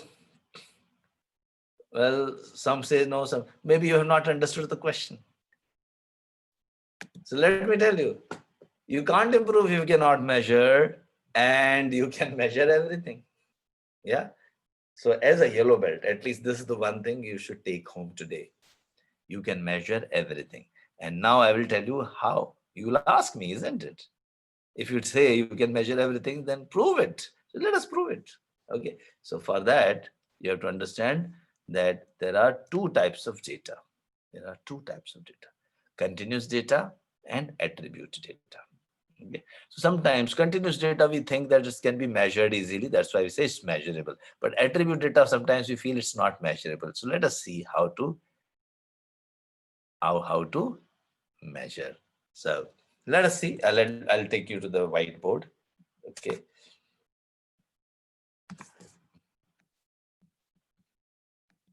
So after understanding these concepts, then we will again go back to our recruitment cycle time. We have to solve that problem, isn't it? Companies relying on you as a yellow belt to support them, right? And we'll see the journey of green belt and black belt as well. So there are two types of data types. Two types of data: continuous and attribute. Okay, continuous and attribute. Because I'm in a hurry, so excuse me for my handwriting. Otherwise, my handwriting is really good. When I am at, my green belt trainings programs, black belt training, I'm very relaxed. I'm not in a hurry. Okay. So age, example is age. My age is 52.6 years. Okay. So that's an age. Height of a person. Now that is not my height, but I'm just taking an example. Height or salary. Okay. Whatever. Okay. So many nationalities are there, so I'll not go into the currency. That's always confusing. The problem with those programs, well, worldwide participants are there. Okay. So let me take some example. Time taken, patient waiting time, or patient discharge time in the hospital. Discharge time of the patient. Discharge time of the discharge time. Uh, say 3.2 hours. Okay. And of course, production 210.6 tons per day. Now, one of the things which you can see here, every time it is having a unit and there is a possibility of a decimal point. Okay, so these are your continuous data. Okay, cycle time, another example. Yes, you're right, cycle time. Cycle time of completing an activity, let's say in hours, or delivery time, say say cycle time is say time taken to complete any activity, 7.5 hours. Yeah, these are continuous data. And with continuous data, descriptive statistics, if you are just describing how it is looking, how my process is looking like, you can make a histogram. Okay. Most of the time, my cycle times are 7.5 hours with the standard deviation. So this all thing which we learned here is applicable to continuous data. But now coming back to attribute data, which we feel is cannot be measured. But yes, we can measure it. How? By identifying the attributes. What attribute do I want to measure? So can you tell me which is something which is difficult to measure? If you tell me something which is difficult to measure, we'll put a measure to it. Okay. So emotions, mood, pain, happiness. Okay. Yeah. So let's say if I take happiness, okay, happiness, you have category. The easiest category is presence or absence of that category, presence or absence of that attribute, like happy, not happy, unhappy. Okay. And I can have count. So I went to 100 employees in the organization, total 100, and I asked 60 were happy and 40 were unhappy. So I would say 60 people are happy, 60%, or if I say proportion is zero point 0.6 and 0.4, or 60% and 40%. So I can say that today 60% of the employees are happy in the organization, and I would like to increase the 60% to 80%. So this is how I can we can say, take an improvement project. Then I will make a cause and effect diagram, and etc. The same story remains. Then comes our emotions. So you can categorize happy, sad, angry. You can have different emotions. And your satisfaction, liking, satisfaction. So many examples you are giving. But here satisfaction, customer satisfaction, let us say. So you are having very, very happy customer, a neutral customer, something like this. Yeah. So I checked with like so many customers. So 20 were very happy, 40 were happy, 10 were neutral, and 25 were unhappy, and 60, 70, and 5 were extremely unhappy, and so on and so forth. Now here I can use bar chart or pie chart or control charts. I can still use control charts here. Okay. So all these things we can measure. Okay. So put a category, create a measure. It's possible. Okay. So please remember that. Now, if I want to see if happiness is affecting my cycle time, like time taken to complete an job in the company. Happiness of an employee is impacting cycle time. So this is known as inferential statistics. Inferential means I'm trying to do a root cause analysis. Let's say I want to reduce their cycle time, and some people are telling that cycle time in the organization is high because employees are unhappy. So I give equal chance to all the X factors. Like happiness is one of the factors. Is happiness impacting? Let us see. Similarly, something else can be, cycle time is less because of the, it depends on the height of them. No, height will be like to it. Like it depends on the age of the employee. Age means more the age, more experience, they do the fast things. Or it can be other way around also. It depends, yeah.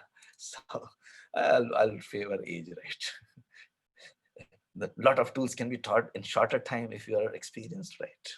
Okay, anyway, now everything is data oriented. Again, Deming used to say, in God we trust, rest others bring data. In God we trust, rest others bring data. So I'm not going to trust you. Age is effective, productive. Let's collect the data. Very simple.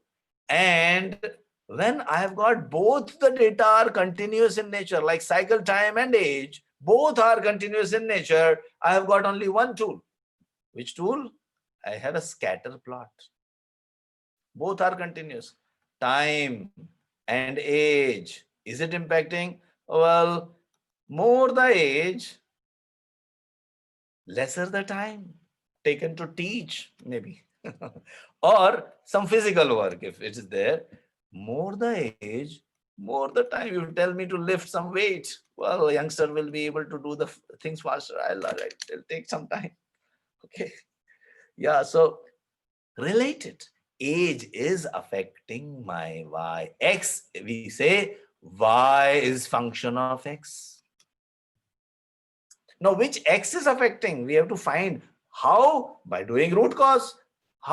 But how to do root cause analysis? Collect 30 samples, just 30 samples, and collect about whole. See, you don't have to collect too much samples.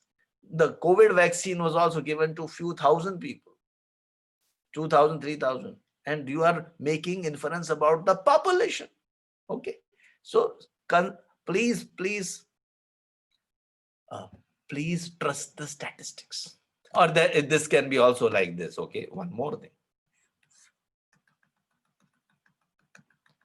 Oh, no relation. We say this is negative relation, this is positive relation, this is no relation. There are p-values associated. I will not talk about that in yellow belt training.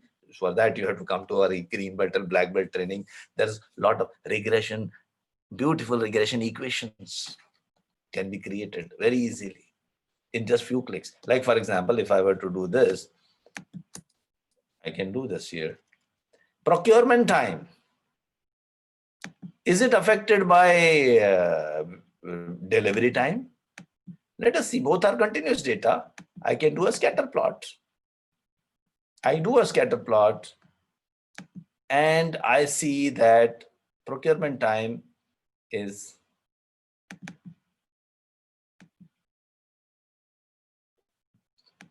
yes, it is impacting. It is related. So I should focus on reducing the delivery time. It will reduce my procurement time. And similarly, the other one as well. Let us see the other one. Is procurement time impacted by the vendor selection time? Maybe vendor selection time is delaying my procurement. Well, no, it is not.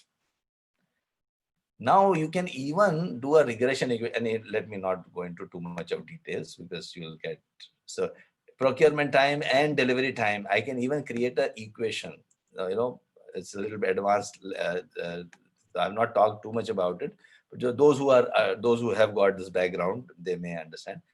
But in our green belt or black belt session, we do very nicely.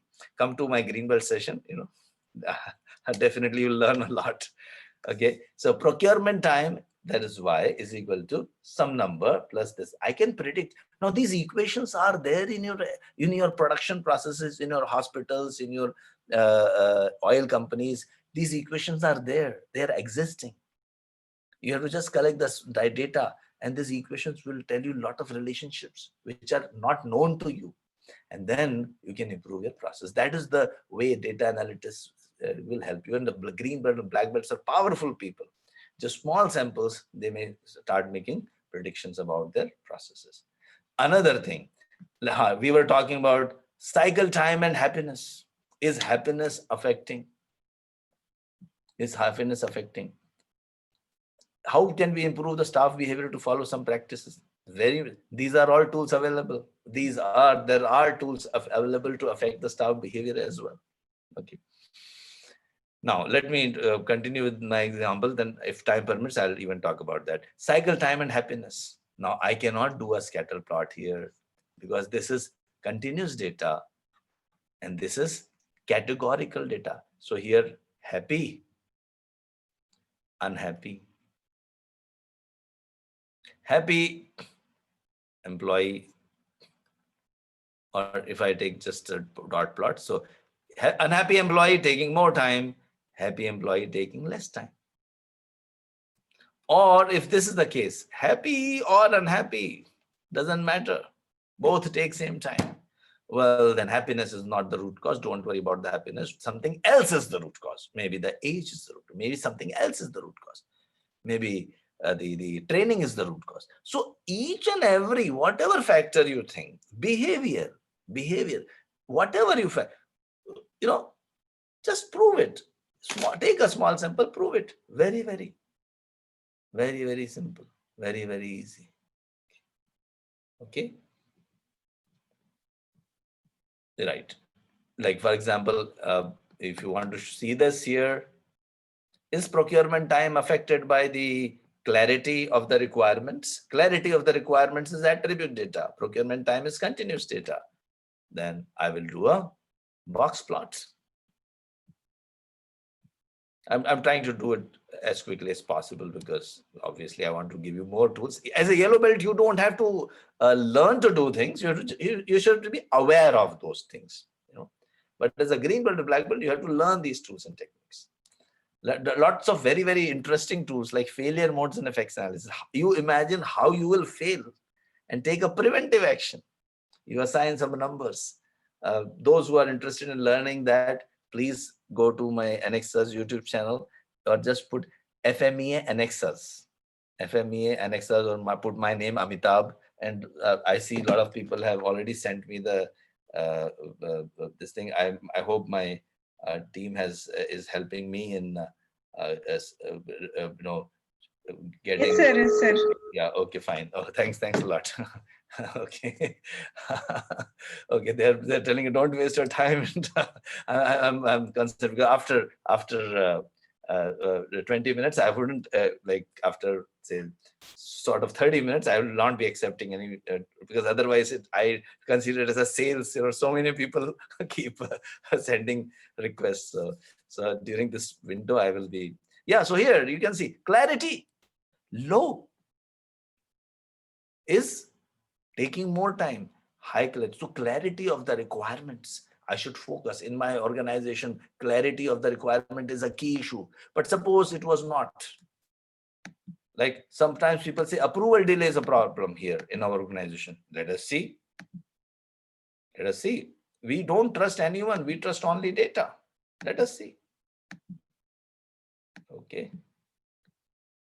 Is approval delay a problem? Oh, approval is delayed or not delayed, doesn't matter. Still, it will take a long time. So approval delay is not a root cause. It is affecting. We're not saying it is not affecting. It's not the root cause. Look somewhere else. Look for some other X factor. So now it's all data oriented. Now coming back to our, not to forget about recruitment cycle time project. Voice of. So we collected the customer's voice. We create a project charter. Now we can measure everything. What is the thing which they want to improve? Recruitment cycle time. It is taking more than 60 days to recruit employees. Goal statement, I would like to reduce it to less than 60 days. Okay. Then we take up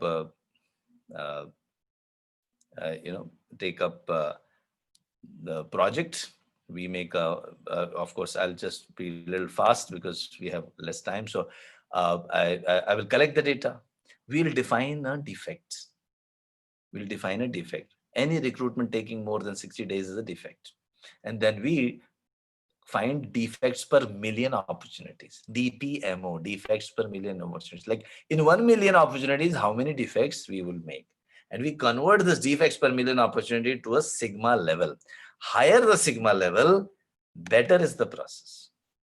Lesser the sigma level, worse is the process. More defects, lower sigma level. Very few defects, higher sigma level. So there's a relationship. If you want, I have got I'll have to borrow the my training program of the my regular green belt training program slide. So let me take you through that as well if you are interested in. So this slide, if you see, gives me. In fact, there's a process of calculating the sigma level. Because of obviously a lack of time, I will not be able to tell you the detailed process of how to calculate the sigma level of a process. But if I just, I'm just borrowing my green belt slides. So here, so higher the, see, if you produce more defects, less sigma level, lesser defects, more sigma levels.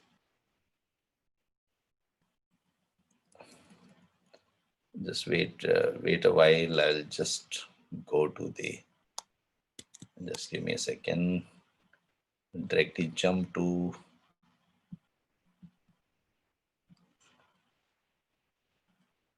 so as I was telling, like 6 months initiated in Motorola by Bob Wellman, Bill Smith, Michael Harry. You still remember? Lean was initiated in Toyota. And I was talking about, yeah, this one. I think maybe I'll show you this one. Yeah. So higher the quality level. Defects per million opportunities reduce. See, defects per million opportunities is in 1 million, percentage is per 100. Per million is per million. Okay. So lesser the defects, at 3 defects per million opportunities, you are at 6 sigma. Now, we are not saying that every process should be at 6 sigma. No. You should know where you are. Let's say you are at 93%, you would like to move to 99%. That is what we are looking at.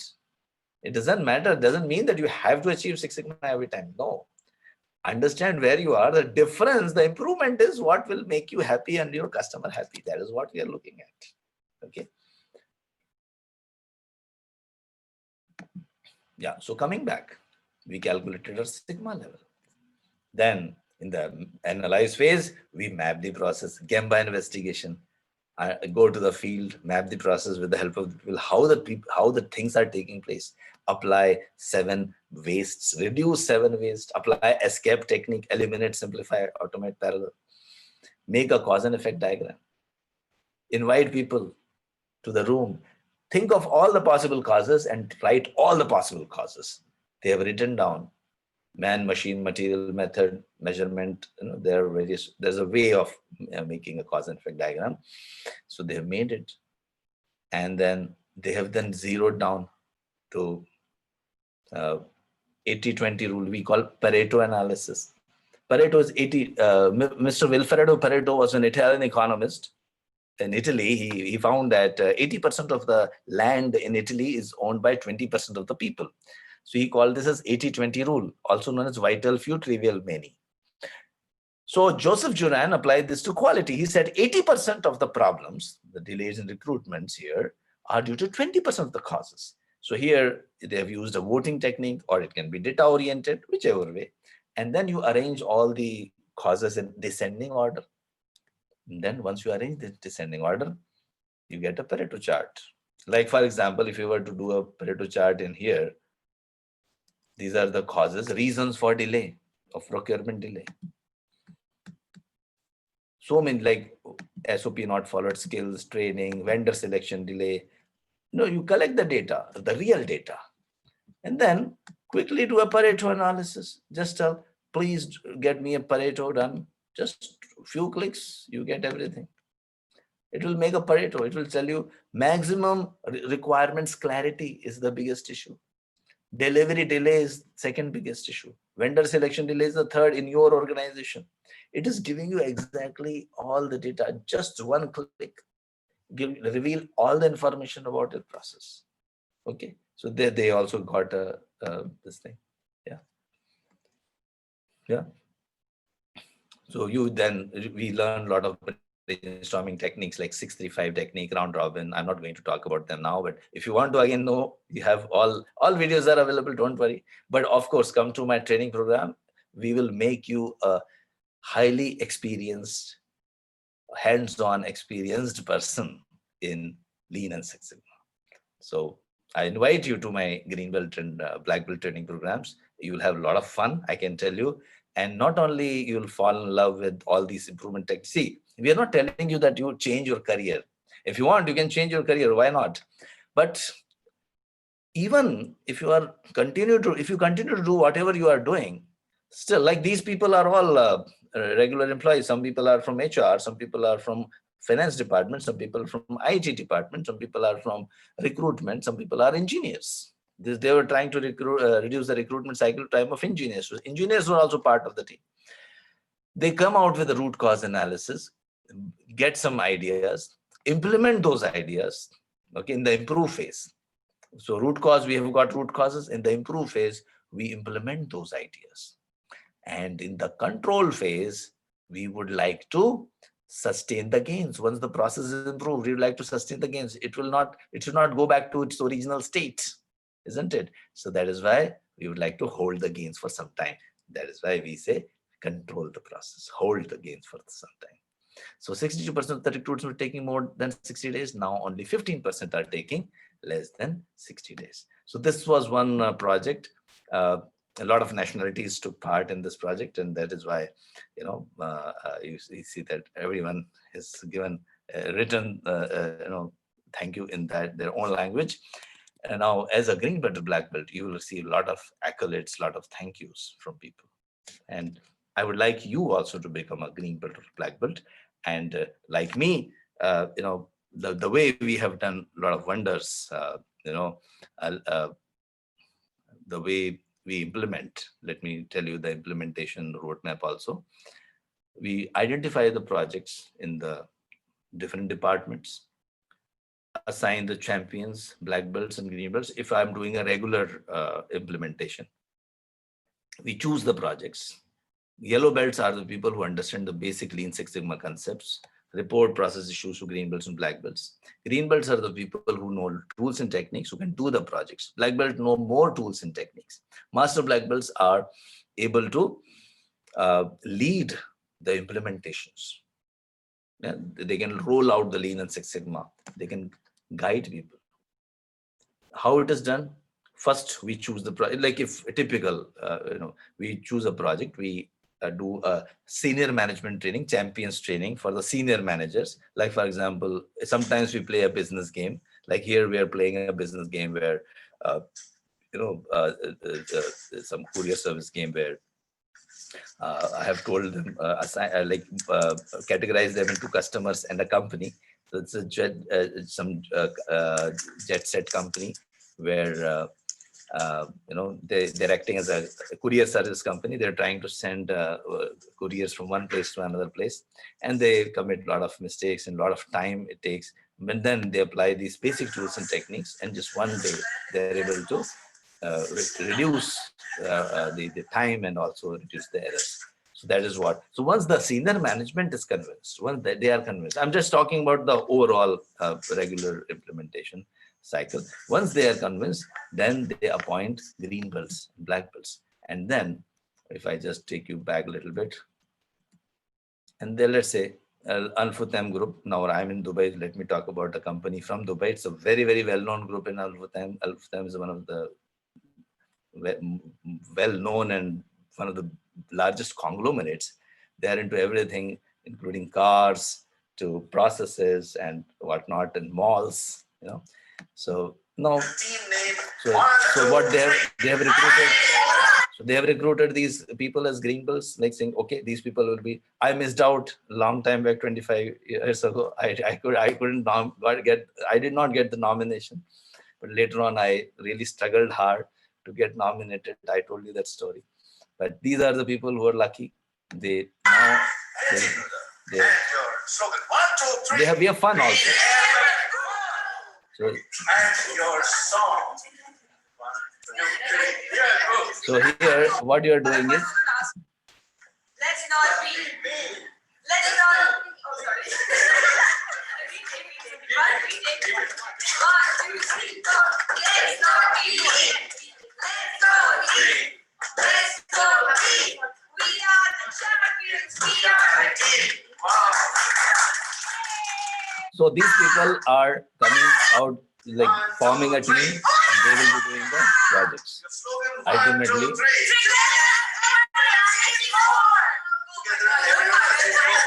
and your song.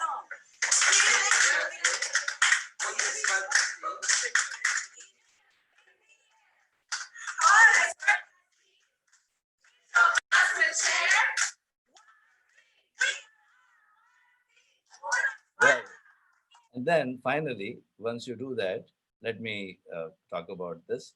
You will get real good rewards. So I have got from Europe, US, many of you are from Middle East. I'm the CEO of NAPL. Through Anexas, Mr. Amitabh has teach me and more than 1,000 employees of NAPL, Six Sigma and Lean processes. This affected our bottom lines by millions of reals, and it is having a big impact in changing our company from a local company to a regional or multinational company. Thanks to Anexas and Mr. Amitabh. So as a green belt and a black belt and a master black belt, you get all these credentials. And I invite you to, this is one more, let me talk about, and then I will answer the questions. 4 years ago, somewhere in Middle East, one of the largest oil companies took up a Lean and Six Sigma project to reduce the rig move time from 7 days to less than 3 days. By doing so, they would increase their production capability without investing in additional equipment. I'm Amitabh Saxena from Anexas Consulting, and on 2nd of May, in American Society of Quality's World Conference, I'm going to talk about how around 50 people of different nationalities came together to solve a problem which was considered to be very, very difficult. In our journey, we used lots of Lean and Six Sigma tools and techniques, including the change management methodologies and advanced statistical tools. In our 10 years of existence, our company has completed many projects, but this project still stands tall amongst all of them, just like Burj Khalifa. So see you there on 2nd of May in So anyway, Burj Khalifa is just a little bit away from me right now. Okay, this is again about a hospital where we have done and the Just finished the course, the Six Sigma. How did you find it? Oh, this Six Sigma really very nice. Yeah. Before, my knowledge of statistics was very basic, but after the Six Sigma, Anyway, I'll not be playing too much of this thing, but I will show you one project. But before that, a lot of people have questions about what is the road forward. So let me maybe 5 minutes I'll spend about on that, and then I will show you one more project, hospital related project as well. But let me talk about why you should be going for us. We have partnership with clients, with you. It's a lifelong journey. People who have done 14 years ago, still they are with us. They keep doing projects. They keep coming to our seminars. And we also invite you to those seminars when they complete a project, when they have a new positions, we ask them to recruit from our alumni. We have lots of fun. It's just the beginning of the journey. Basically, yellow belt certification is not the only thing. I would say I'll invite you to complete this journey by going for a green belt or a black belt or a master black belt. We also offer project management certification. We are also an accredited training provider of IASSC, International Association for Six Sigma Certification, and also PMI. So PMI has changed, from next year, and we are lucky, or one of the few, to get the premium like membership of the PMI, and we are authorized, and we are conducting training programs for issuing PDUs also for them. Well, that is a separate part, but if you want, you can do this as well. CPHQ, Certified Professional Healthcare Quality also, we conduct lots of training programs. So Optimized processes can save you a lot of money in dollars or reals or rupees. Enhances your career 20% to 50% in terms of salaries. And I'm not making this number. We have got sufficient data. And not only that, if you go to Google, you can find out very easily. These numbers, sometimes people say 60 and 70%. I doubled my salary in the first few years when I become a green belt or black belt. Every 2 to 3 years, I doubled it. But I wouldn't say that it will happen immediately now, because I'm talking about 10 years ago, where very few green belts were there, black belts were there. But now it has become a must-have qualification. Option to become an independent consultant after some experience, and all these things in very, very few. It's not a big money. For money, anyway, you check with my team. I'll not discuss too much about it. But let me tell you, till before COVID-19, the Green Belt training program. In fact, I have got my previous numbers also with me, and my team had sent that numbers. The earlier, we used to charge $600 for green belt, $700 for black belt, and if combo of master black belt, again, we will be charging $2,500. And now it has become almost 70 to 80% reduction. Drastic reduction, depends on what you want, actually. So we have got very, very good reduced prices because of thanks to pandemic. So it has and all the part, we will be just talking about. My team will be happy to give you all the details about.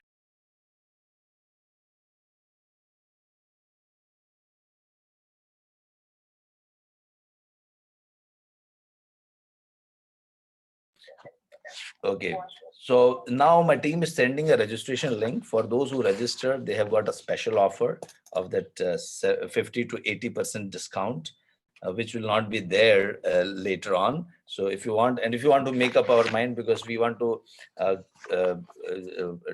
just plan for our next batch, which is starting within 1 week.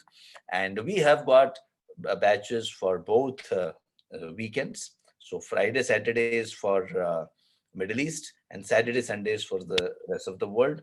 Plus, if you are a busy person, I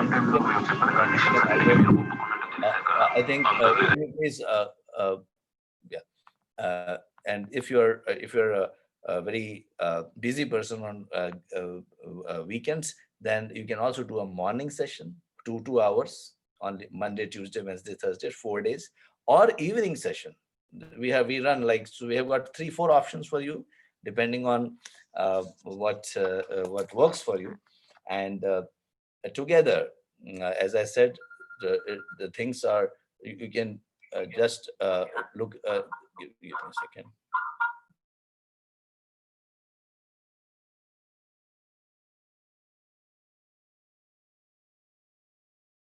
So only for if you register today, you don't have to pay money today, but you have to register today, and on that link which is given to you.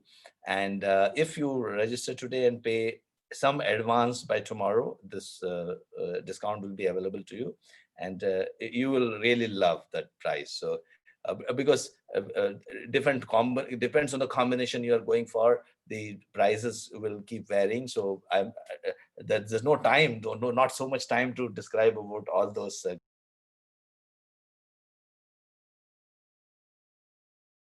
Sir, you're on mute. Can you please unmute and speak? Okay. So I was just talking about. It's a very small investment. As I said, that the people who are willing to register, they can register on the link. And if you register today and pay some advance, little bit of advance by tomorrow, then you can avail of this excellent offer of 50 to 70% discount, which is not available after some time, because we are also changing, and we are also going to, if as the pandemic ends, we will focus more on our regular training programs. So it's a very, very nice offer. If you are registering today, you will also get free project certificate. So we'll be doing a project in the classroom. You can do that project. We'll guide you in that project. That is all free. And then you will also get a project certificate, which otherwise would cost you around $200. It costs totally free. So that is also then if you're registering from green belt and black belt, you will get PMP or CPHQ or any training program of your choice totally free of cost. Okay, so all these things are available if you are registering today. If later on you are registering, obviously you have to pay our regular price. And we, trust me, a lot of people are paying our regular price and they're still happy. But this is an year-end offer, and we want to run some batches. Although it will be running on during the year-end also. We will not. Don't worry about the New Year weekend. We are not going to have any class on that during that time, but just before that and just after that, we'll be continuing. So please avail of this offer, and I'll like to see you. Let's just very quick before I go to the one project and also ask reply to your questions. Just one more poll I would do, and how many of you are, just if you can just tell me how many, if you, what if time was not an issue and money was not an issue, then in that case, how many of you would be interested in December batch?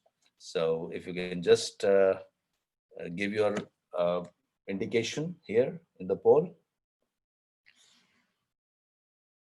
so that will give me an idea, and I'll answer a lot of other questions as well. Don't worry, I'm not going anywhere. I'm still around, and I'll be happy to answer all your questions. So if there are any questions and answers, definitely I'll be there for another half an hour, 1 hour. Don't worry, and I'll keep answering questions. Plus, also I remember that I have to show you one hospital project, healthcare project. So let me show you that as well. Okay. So please answer this.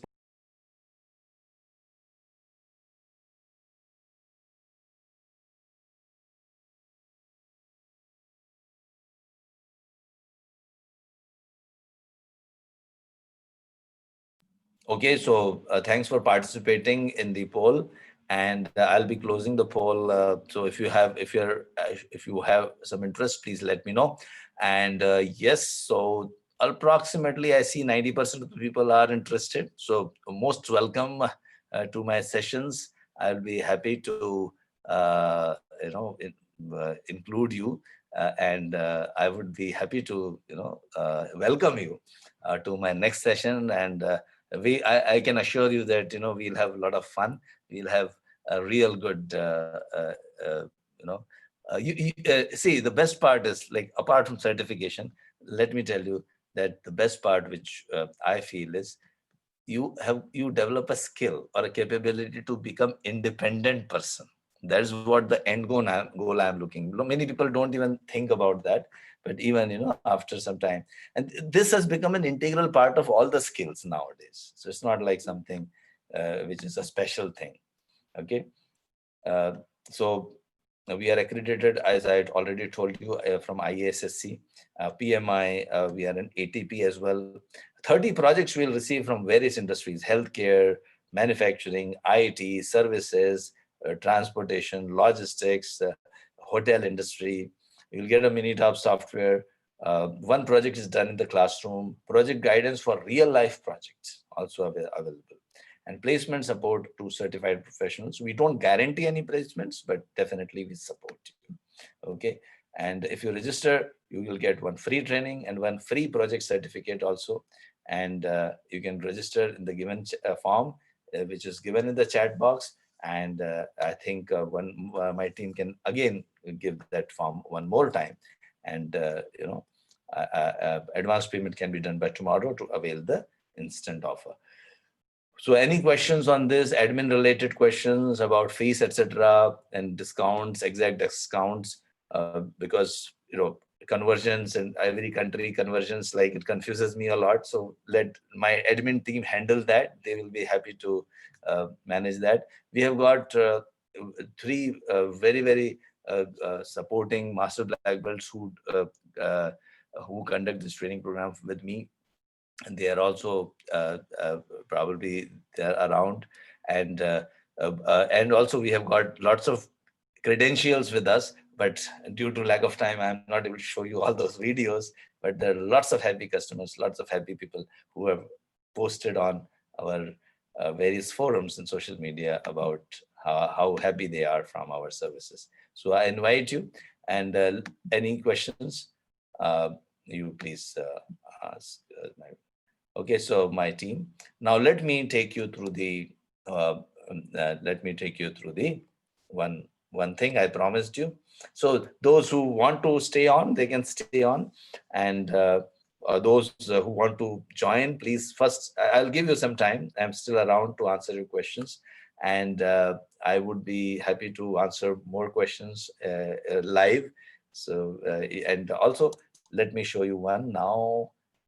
The one which I was talking about. The, one more thing, yeah, you can appear for an exam on our website and download white belt certificate for free. So that is also, if you just want white belt certificate for free, just go answer to 10 questions and then become a white belt. You will be able to answer these 10 questions easily. For yellow belt, there is no exam. Just you have to pay some bare minimum fee, and you will get, because we have recorded your attendance, and we'll just check whether you attended. That's fine. So you are invited once again. Yeah. And so see you soon. Now let me take you through the hospital example.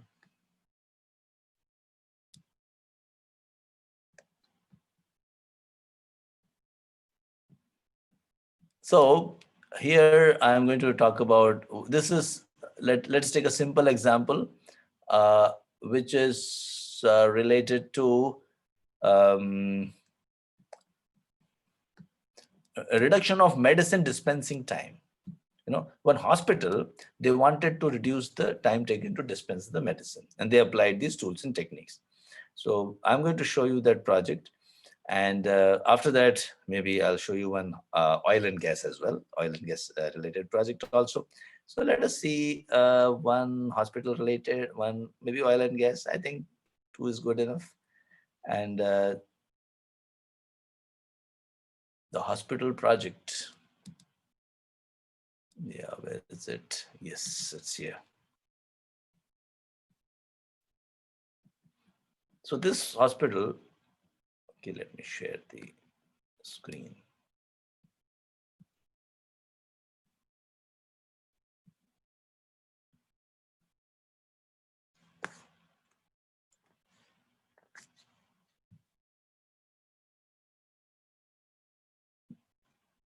So first thing, you make a project charter. So they made a project charter.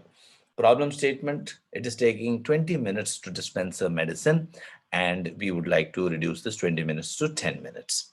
So they make they have a team, who's the champion, who's the black belt, who's the green belt, and they also create milestones like define phase I'll complete by these dates, measure by these dates, and so on and so forth. Then we collect the voice of customers. We do a SIPOC, supplier input, process output, and customer.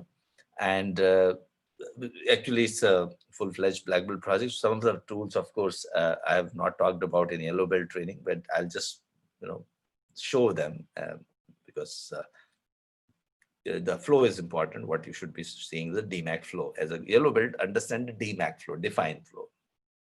Define phase, you have a SIPOC, supplier input, process output, and customer, SIPOC. So you have identified your customer, you have identified your outputs, you have got the basic 5 steps, 5 to 6 steps. Then you also map the process, identify the value added and non-value added activities. You are mapping the process in detail. We also call it a swim laying technique, or we also call it as function deployment map, FDM, function deployment map. Then we have done it and identified which of the activities are value added, which are the activities not value added. And I'll go a little fast because of I understand a lot of people that are having like the time it is going over the time. So yeah, so which is all the activities, see, and then we apply escape analysis on that.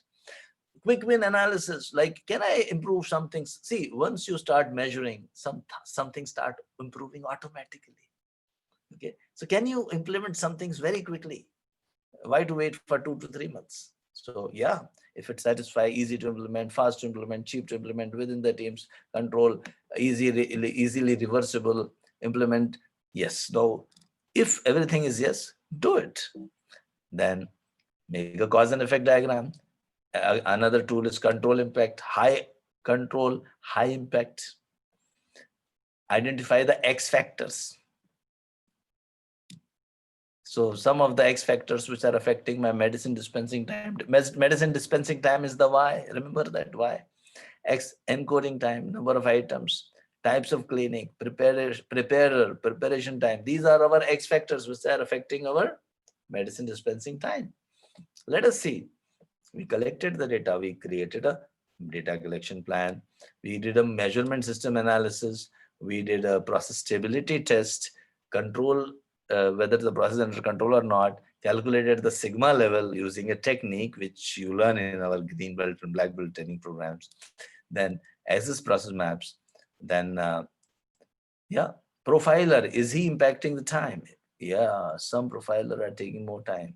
We also do a hypothesis test. I have not covered that hypothesis test for yellow belt, so I'll just skip that part. So we get the p-values, and based on the p-values, we validate statistically whether this factor is significant or not. So here, profiler is significant. Yeah, p-value is less than 0.05. It's significant. Scatter plot on number of items. Number of items are not affecting my uh, the number of items. I thought that more the number of items, more time it takes. No, there's no relation. So okay, that is not the root cause. Clinic, Pareto chart on clinic. Yeah, some clinic, cardiology, spinal clinic, and neurology clinics. Okay, they're taking more time. So let us do something up there. Some more hypothesis tests, validation. Then preparer, is he impacting? Well, no, p-value is high, it's not impacting. Then similarly, we go one by one, we try to, eliminate one cause after another cause, and finally we get the X factors, the root causes. So medication dispensing time is high because of these three root causes. They create they come out with 5Y analysis, root cause analysis, 5Y, give the details. And then after that, we use Pew matrix, solution selection matrix. This is a matrix which we teach you when you have got 2-3 possible solutions, how to choose the right solution. You defining a criteria, assigning a weight, etc. There's a Pew matrix. We call it a Pew matrix. They use that, then chosen the right solution. Did an FME, a failure modes and effects analysis on it. We teach that as well. I told you, if you are interested, please watch my video on FMEA. My team will send you in the WhatsApp group. Don't worry. They'll send you in the WhatsApp group the FME and escape technique, both. And finally, after we implement those solutions, we have clearly statistically validated improvement using a 2T test. We have validated that, yes, the time has reduced.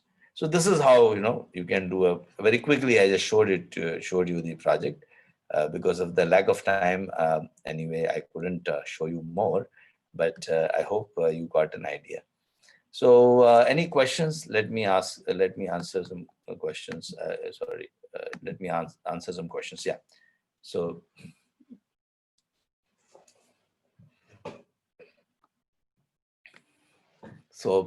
Okay, share the link again for registration. So my team can please share the link. We have an issue with the accuracy of the medication prescription, although, yeah, you can use Pokayoke. There's a Pokayoke technique. It is mistake proofing. Even by mistake, you cannot commit to mistake. So that's very much applicable.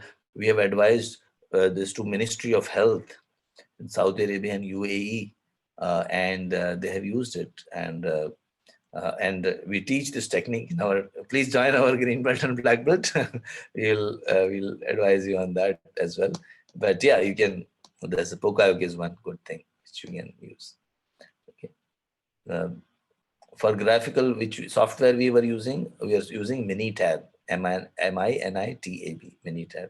You can get a trial version, which is valid for 30 days from website, but we will give you full version.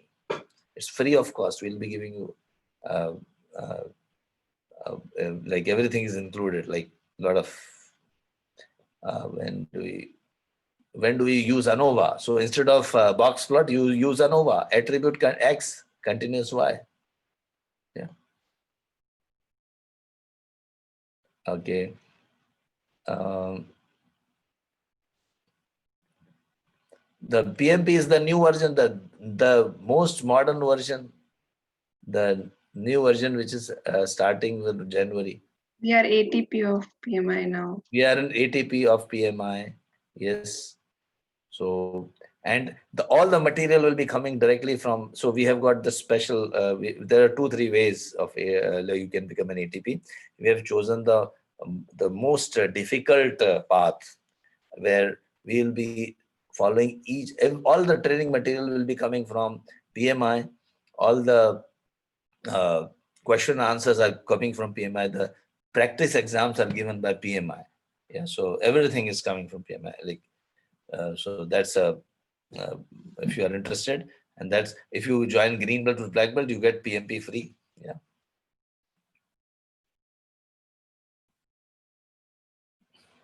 Okay, Vigneshwar is tell p-value in layman's terms. Okay, in short time, p-value in layman's terms cannot be taught.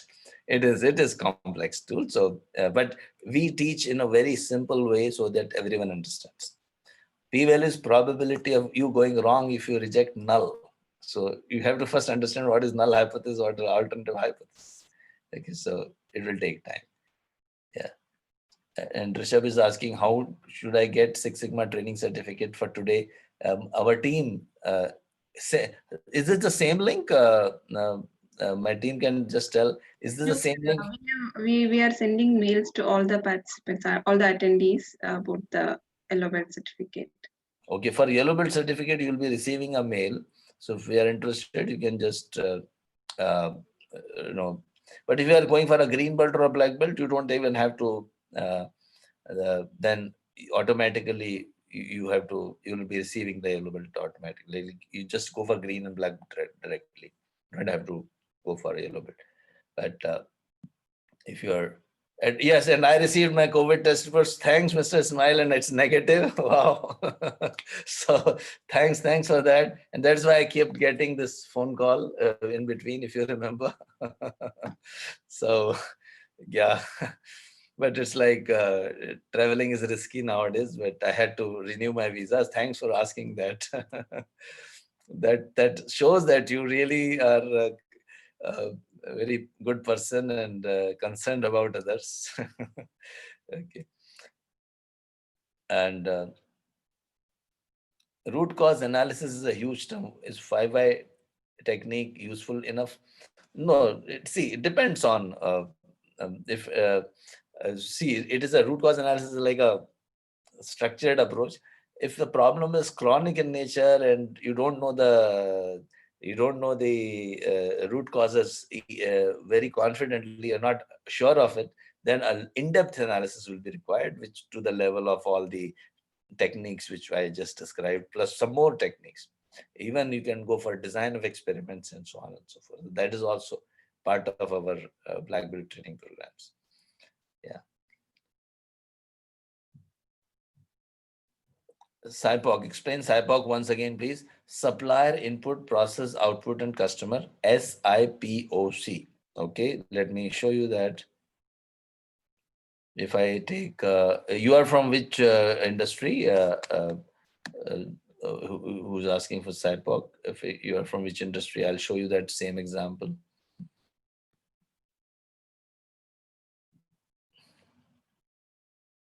Someone had asked about SIPOC. Mr. Asim. Okay, construction. Okay, I'll have to take out a construction related project. Okay, so tell me what we can make a SIPOC right away. Tell me what you would like to improve in construction. What you would like to improve. So tell me what you would like to improve in construction. Hello. Yeah.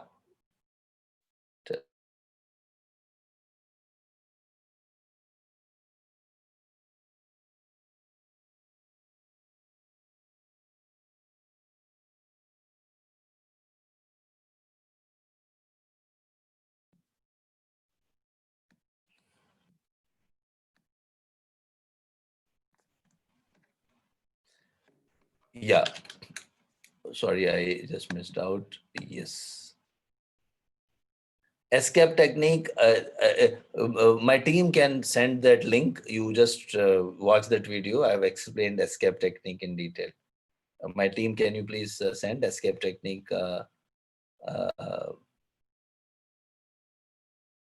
So execution time of the work, Mr. Asim want to improve. So first is what we have to do is first we have to understand what project you are doing. So reduce the execution time, right? Execution time. Okay. Now reducing execution time is what you want to do. But first, instead of project, the first thing is SIPOC, if you remember. So SIPOC is for the process. So which process? Uh, which process we are talking about? Project execution. Your project construction project, right? Can you tell me what exactly you are constructing? If we can be specific, our SIPOC will be much more better. So what you are constructing? Tower construction. So process of construction of tower. Construction of tower. Yeah. Now SIPOC. Who's the customer? I'll just not just tell me in case you have got the customer. Or I can just write the just like customer only. The name of the customer will be there. Okay, like SEC, suppose Saudi Electricity Board is your customer, a company is your customer, the SEC will be the, yeah. Qatar government, okay, so Qatar government will be the customer. Output is the tower. Process is first, initial step and last step. What is the first step and what is the last step?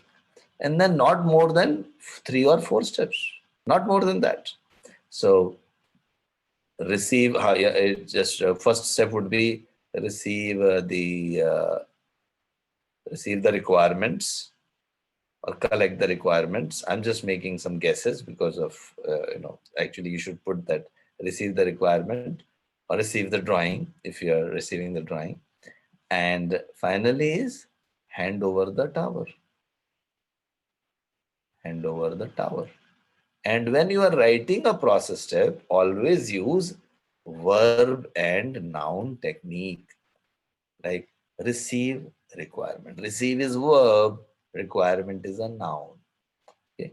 Handover, tower. Handover is verb, tower is noun. I'm as in the minimum possible time, I'm trying to tell you as much as possible. So not necessary that you have to always use verb noun, but it's always good. Whatever you are doing, do in a right way. It always helps, isn't it? Then receive the requirements, then order the material. I don't know, I'm just making order the material. Yeah, please help me because you know your process better. What is the other thing? Order the material. What else? And so on and so forth. Yes, order the material. Okay. uh, erect the tower. Okay, lay the foundation. I think laying the foundation will be the next one. So you have to just write, lay the foundation, lay foundation. Okay. Okay. So procurement, right? Lay the foundation, and then of course erect the tower. Okay. Now here, this is a very, very high level step. It's not a detailed one. And the inputs. So I'm just making like the drawings are the inputs.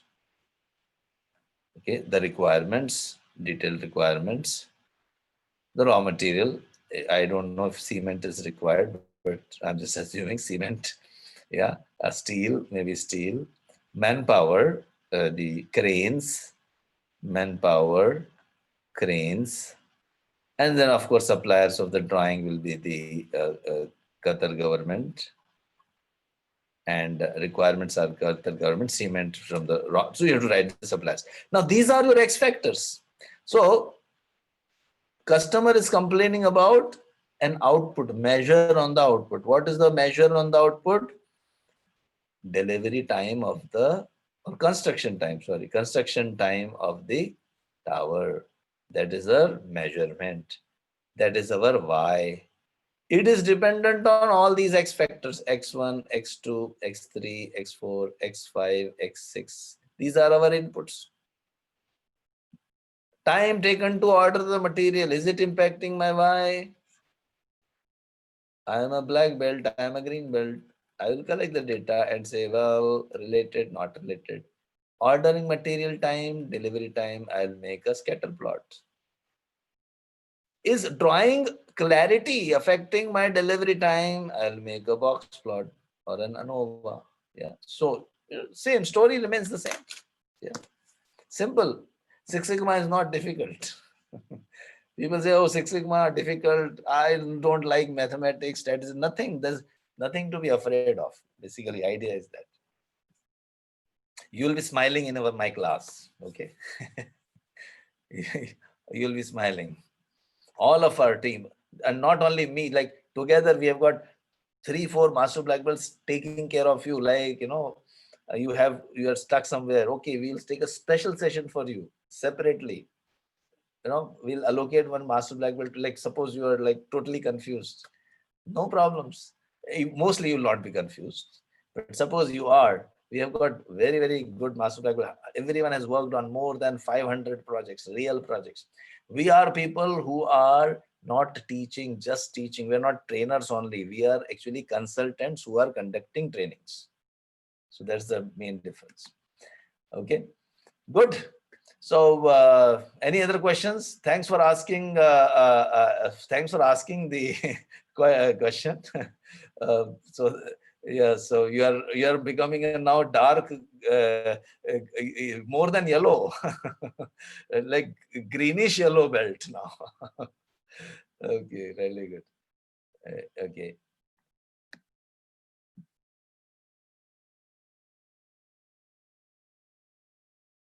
Store inventory control. Okay, store inventory control. I have not recorded a session, but we conduct for some organizations. We have conducted, for Godrej, we have conducted earlier.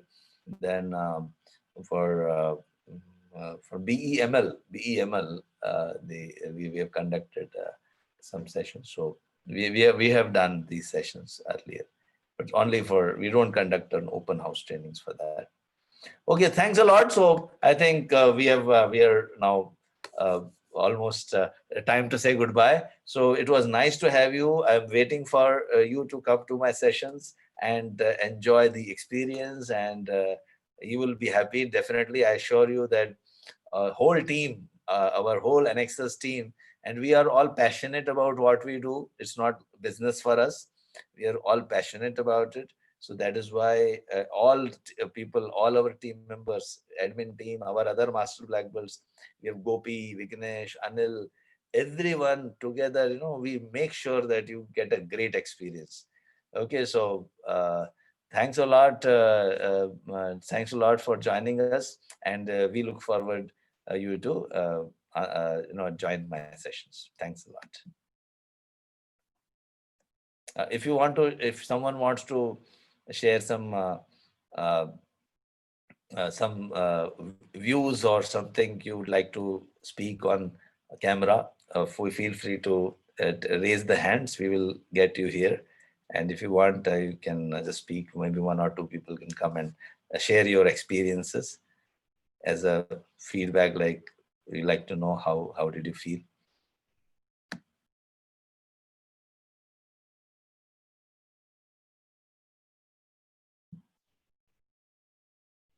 Okay, so thanks a lot.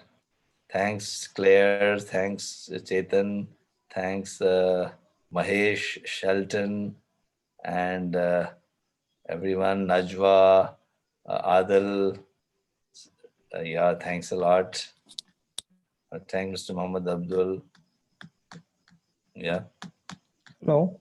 Yes, please, Vigneshwar. Yes, tell me. Yes, I'm calling from India actually, in Coimbatore. Yes, tell me. Go ahead. Uh, We have our previously, master black belt called Vignesh only. Okay, oh, please. actually, Yes. I also done my black belt from Indian Statistical Institute, Coimbatore chapter. Okay. But still, I wanted to again, revise the concepts so that I can use it more efficiently in our organization. And I find this class of yours very, very good. And I'm looking Thank you. forward to join your class, sir. Thanks a lot. That speaks a lot about us saying thanks a lot, because people have attended other training programs and they have again done certification from us. Many times it has happened, and you can definitely join us, and plus complete all the remaining, like whatever is remaining, black belt, master black belt. You can take it from us. Yes, sir. With respect to Six Sigma, each time when we see any video or any class like this, every time we are learning some new things. Even though we have learned a lot of things, each time is like a new class to us, sir. Thank you Thanks for a lot. your. Thanks a lot. Thank you, sir. Thank you for the opportunity, sir. Thanks a lot. Thank you. By the way, I have also conducted sessions for in the National Institute in 2002 and 3. So yeah, I was part of. I have started the KPMG Six Sigma practice. Anyway, yeah. Anyone else is there? Anyone else would like to share? Um, uh, yeah. So they can join and you can just close after that.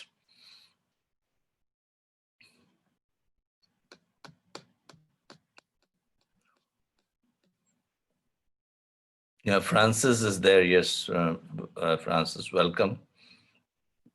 So please let us know how did you find the. This is me, Mr. Musa speaking. Okay, yeah, Musa. Yeah, please go ahead. How are you? I'm Thank good. you for your nice presentation. But I discovered that the content of the yellow belt or green belt are overlapping.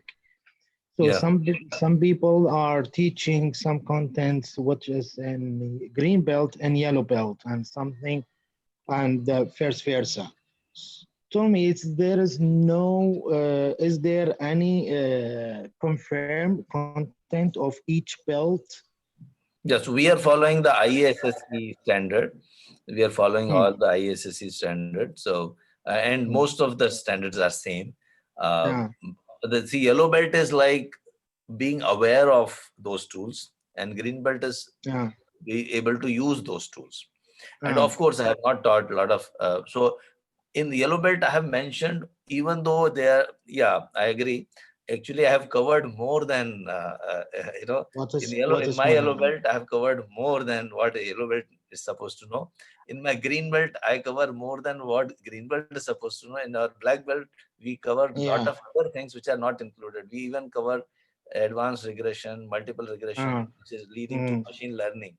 So we are covering like a little bit. So we cover all the standard tools for sure. Plus, we give a little bit additional always. Is there what called white belt? Yeah, white belt is being aware of the basic DMAC methodology. So you can download that white belt certificate from our website. Go to our take a white belt exam, and you can download the certificate after just it's totally free. I will. But I would I like need to to. see in my green belt and black belt. Well, I already registered for your black belt. Oh wow, that's really good. So Give most me, give welcome. me, I'll give give me a you a good special offer. welcome. I'll remember you. Give me a special offer. Also, I need to speak to you in person Sure. because we have our training center here. So And I will just write my you can tell my you can tell this to my team member team and yeah, also get connected with me on LinkedIn and can write us message I already personal message. sent my email address. Okay. Okay, Sure. in chat. I put my email address. Sure. So I We will need be to happy to. we need to In speak fact, we and have got a discuss. lot of franchisees also Yes, worldwide. Worldwide, we have yes. franchisees. So we'll be That's happy what to we need to collaborate. speak about. Sure. Please, I will be happy to please. speak to you. Let one of your team to speak to me to my email or my phone number. I already registered my phone number and my email. Sure. And I'm writing my for everyone also. I will write this. My actually better you connect with me on LinkedIn. My name is Amitabh Yeah, Saxena, and yeah. Amitabh Saxena, and just a minute. I will. I have the same friend, the same name of my another friend, the same something Saskina, Okay. but he is a food consultant. He is a food Okay. consultant. Are you brother or No, no, relative? no, I'm not. No. He's working with me in food consultancy. Okay. Wow. Actually, a lot of food related food industries are our client, like National Biscuits Company is our client. Lots of oil manufacturing companies, edible oil manufacturing companies, dairy companies. Yeah, they are my client. So I've sent Is the. this presentation recorded where we can download it? Yes, it is recorded. It's available on Facebook also, Facebook Live, and it is also. I will send you one uh, recorded version of another training because you have anyway attended this. Okay, Other training contains okay. other examples, so that also I will do, and this is also available. Both are available.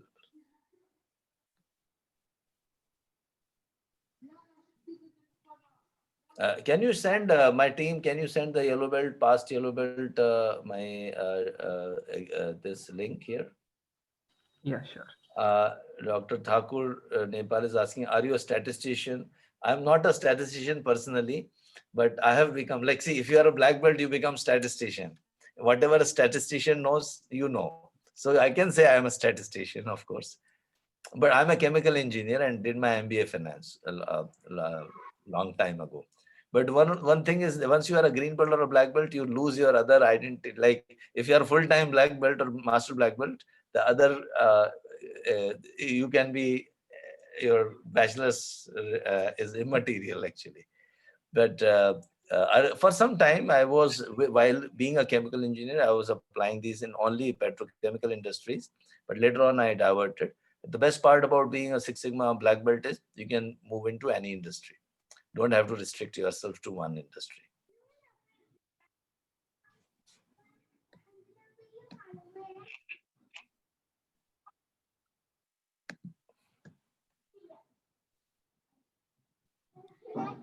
Yes. Okay. So then you can directly go for a black belt. Yes, green plus black, but we have to do a green and black.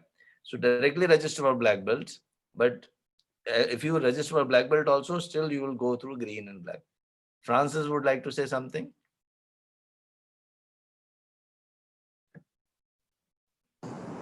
Thank you very much. I'm okay. I wanted to ask you that how will the oil and gas industry adopt this in their field? Yeah, offshore. Okay.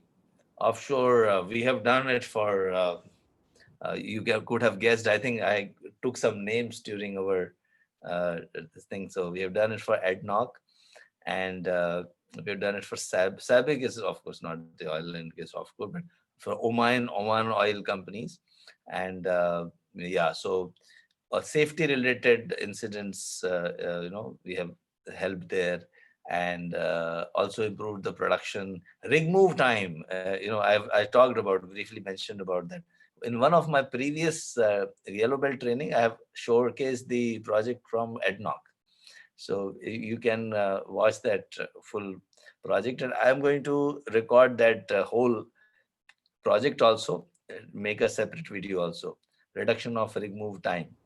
So Okay. that is available. So this time I did Okay, not go there. but Yeah. okay. So my point is, this certification is not well recognized in Ghana. So how are you intending to push it on the market here in Ghana? No, this will be slowly recognized. Means maybe once people start getting aware of this, this will be. I'm sure in Ghana also this will gain a lot of acceptability, because yeah, certain as I told, when I came in 2008, I conducted the first training in Saudi Arabia. So no one else was aware of Six Sigma, and then people were telling it is a manufacturing concept. So that is why deliberately I conducted in a hospital.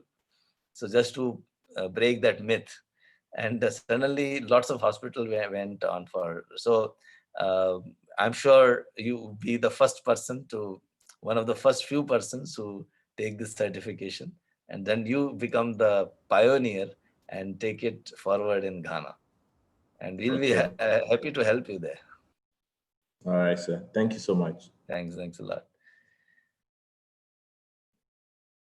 Aircraft maintenance, definitely we have done this for EADS.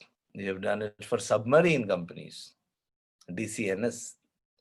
Yeah, so you can reduce the aircraft maintenance time. Then also mistakes committed during the aircraft maintenance. You can't it has to be Six Sigma process. That is definitely elevator industry. Definitely, it can help. So it can help in almost all the industries.